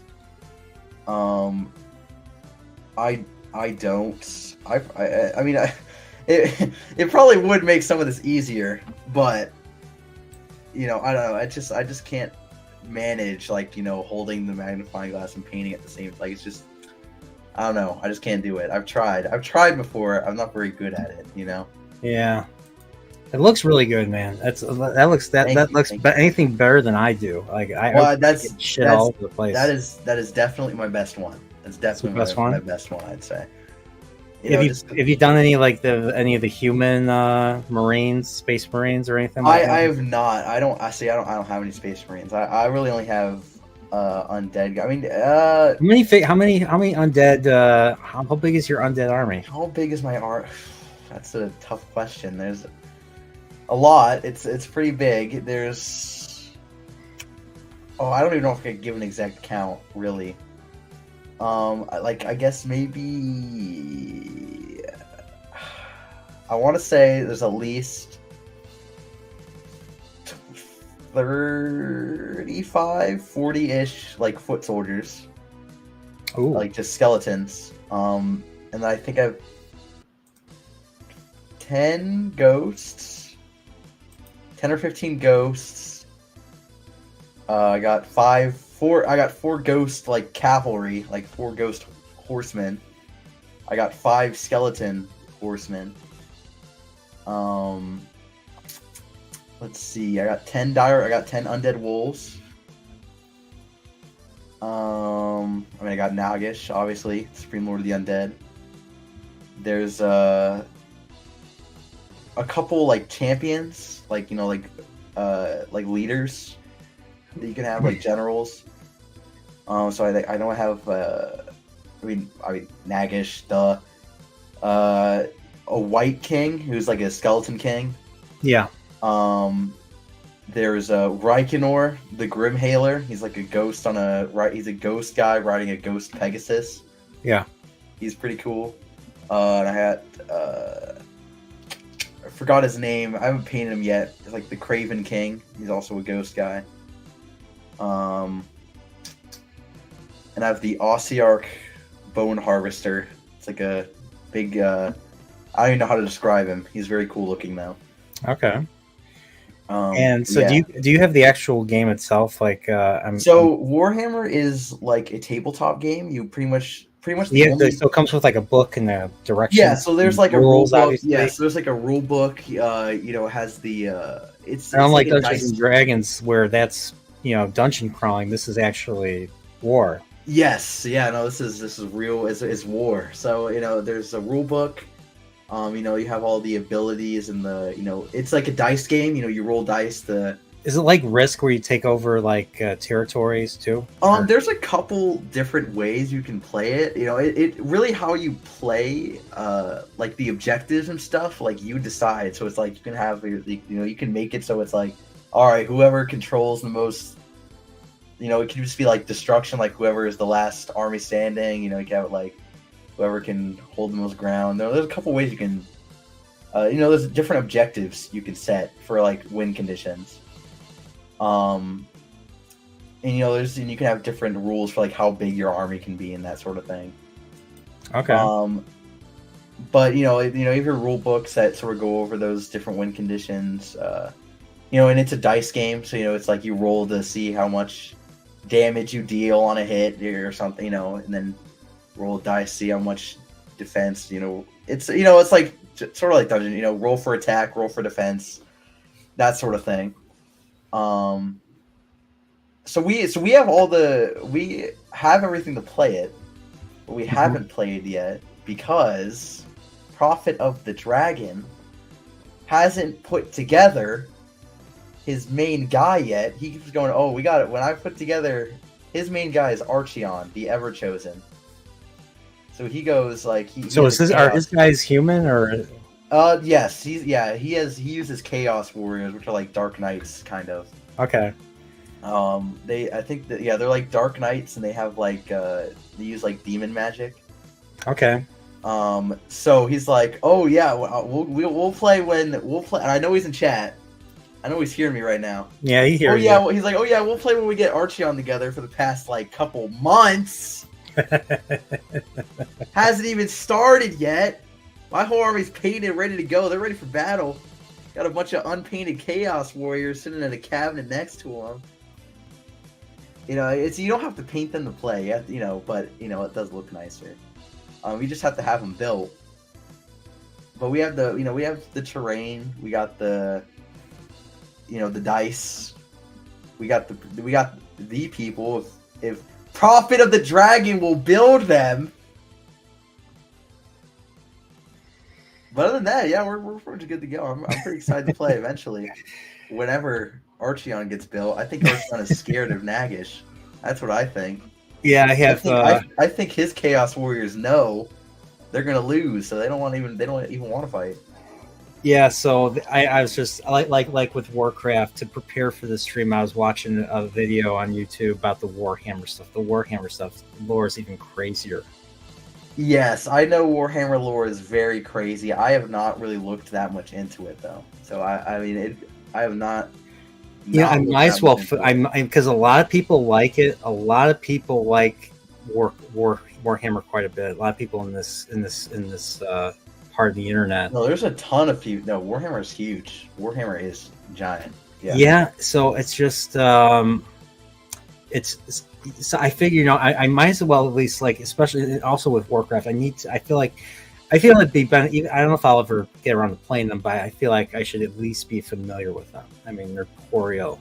They're like, Corporeal has to be open-minded to everything, even things that I'm not comfortable learning. So yeah.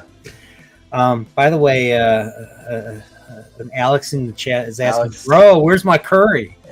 Alex Sid 46.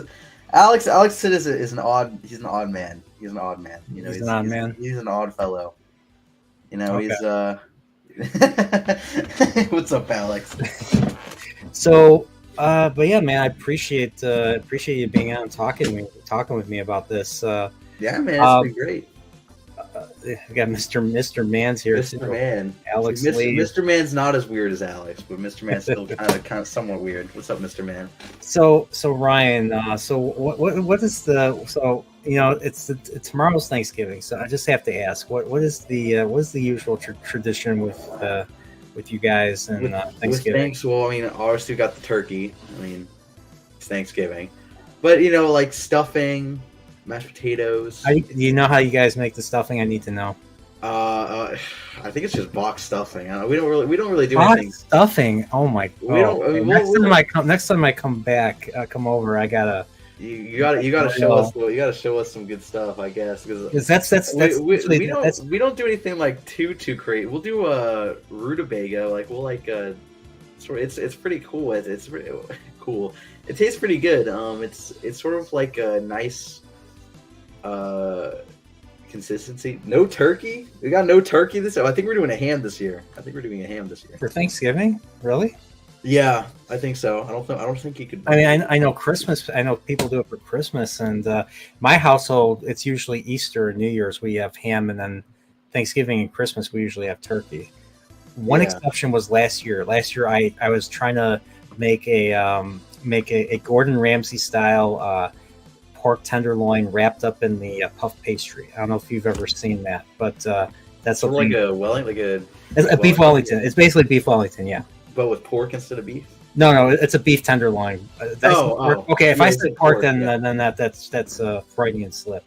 Okay, Beef is it's basically beef Wellington, but wrapped up in the puff pastry and all that. And yeah, Yeah. I did that, and it turned out pretty good. But pork tenderloin, you go to a butcher, you know how much a pork tenderloin costs? It cost me $150 Jesus, man. for a piece of meat. I don't think I've ever paid that much for a piece of meat. So, but I was like, you know what? I wanted to try this. A buddy of mine did it a while ago, and I was over, and it was really good. So I was like, I might as well try it. So I did. So, but I usually make the turkey, and usually I like to butter the turkey. So melt some butter, and then use a brush and spread the butter on the bird. And usually we make our own stuff. I make my own stuffing. So something my dad used to make it. Cut up some onions, cut up some celery, cook it in the pan with lots of butter. And while that's going on, I take loaves of white bread, rip them up into pieces. If I feel like it, maybe I'll toast it, make it like a crouton.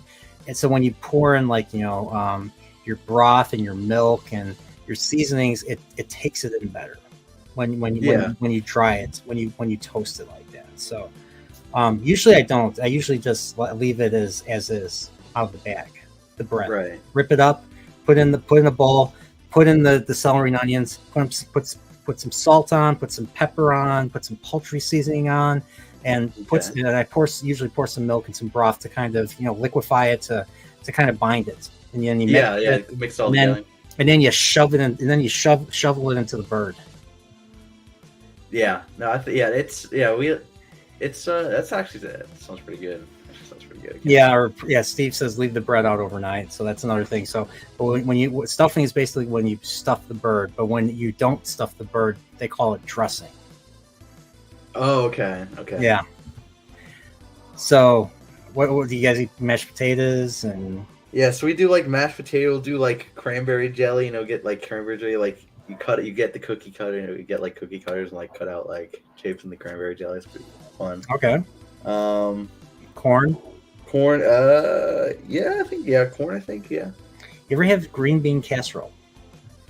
I am not the biggest fan. Oh, that's right. That's right. I've had it, but I'm not a fan.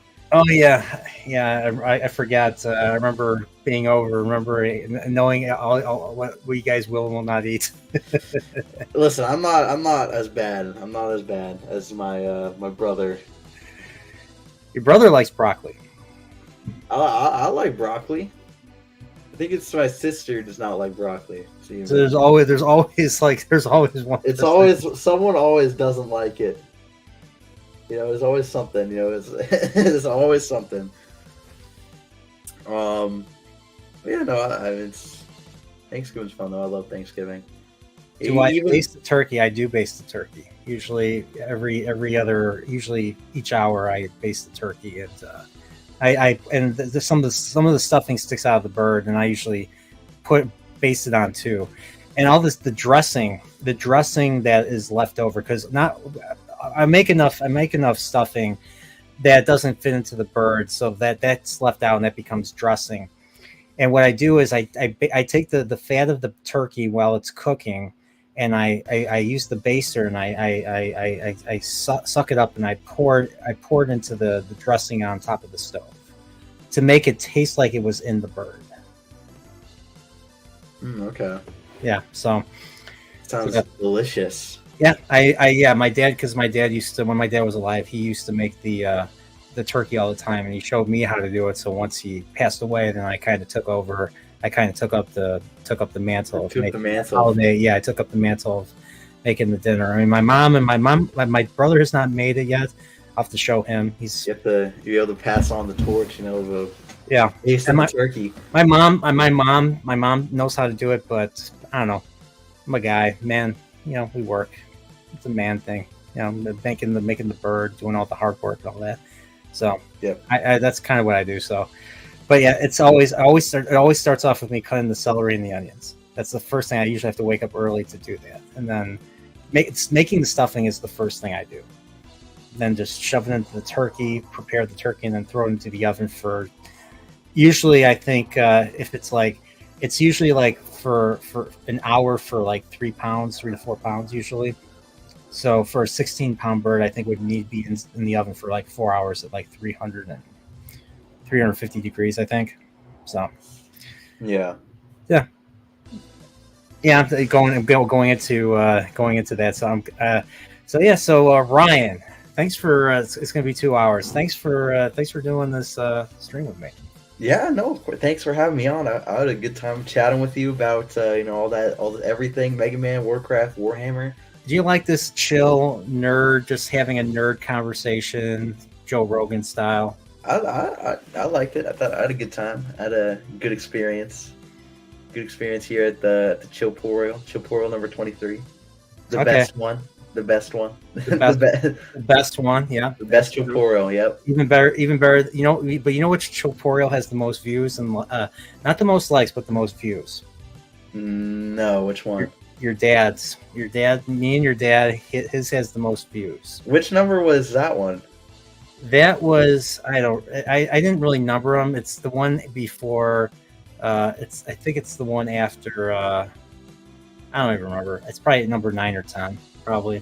Oh, okay. I have a playlist, so I just it's CHILLPOREAL with this person, CHILLPOREAL with that person. When did you didn't start? You weren't numbering them from the. No, I wasn't numbering them. Now I kind of do. But, yeah. But for this one, instead of saying CHILLPOREAL with DK CHILLFANG, I wanted to maybe bring more people in and say discussing Mega Man with DK. Mega Man with DK. Yeah, with DK Donkey Kong. So. Yeah. But the CHILLPOREAL that got the most likes was with Mags. Mags is the most liked. Mags. Yeah, she brought all of her boys to the stream. once she left, I never saw them again. Oh, so Prophet's the most viewed, Mags is the most liked. All right. Yes. So, all right. Anything you want to plug? Well, I mean, I guess I got my channel, DK CHILLFANG. I think I'm gonna start. I do plan on trying to make more videos. Like just good videos instead of focusing entirely on streaming. So I think I'm gonna start. I think my first one, I'm actually gonna do a video about Mega Man and bass. Actually, the first is the first one I'm gonna do.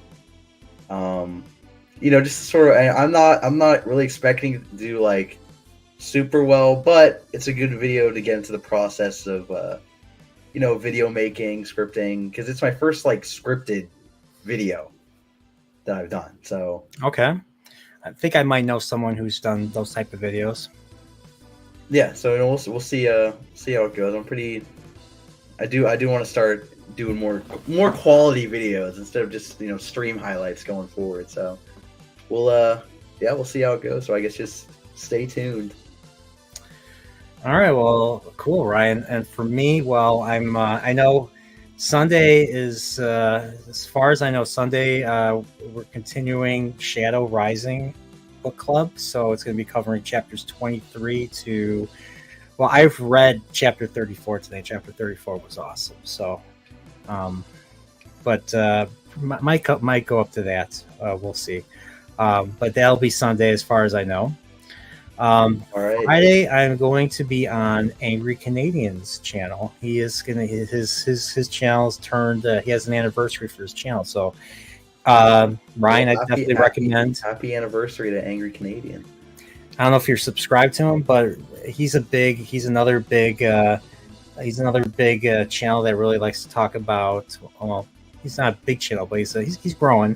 But he likes to talk about video game music. That's a bond that me and him have. So we love to talk about Nintendo stuff.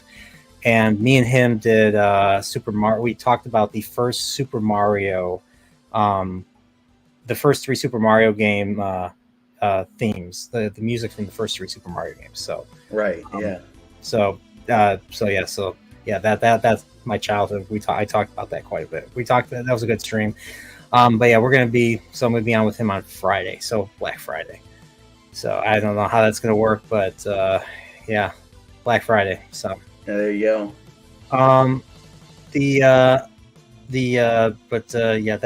That's one thing. And of course, I'm working on a Mario RPG related video, quick review of the game. And then I have a whole bunch of stuff that I have plenty of time to do now. So I have plenty of video projects that I need to do. My video game retrospective, my movie retrospective, my anime recommends, and a whole bunch of other stuff that I promised down the line that I kind of need to follow up on. So Yeah. the work never ends, Ryan. The work never ends. Tutorial is going to be busy. All right. So, Stay tuned, all right. everyone. But yeah, so Ryan, once again, thank you, and of course, if you see Angry Canadian, wish him well. Drop by his stream on Friday. It's gonna be, I think, 4 p.m. Central my time, 5 p.m. for Ryan and whatever. So, but yeah, thanks to CLS Studio. Thanks for being here. Happy Thanksgiving. Whoever this Prophet of the Dragon guy is, do you know him? Who even is this guy? Who is he? And we got Mr. Man came by, Gadfly came by, Dread Roberts, your buddy Alex came by, Dempsey came by, and too many others to name. Like I don't want to go all the way up. So, all right, everybody. So next Chillporeal will be next week on Thursday, and let us I gotta turn off the music. We will reveal who the next person will be. Other than everybody, all right, take care and have a great rest of your night. Good night, everyone.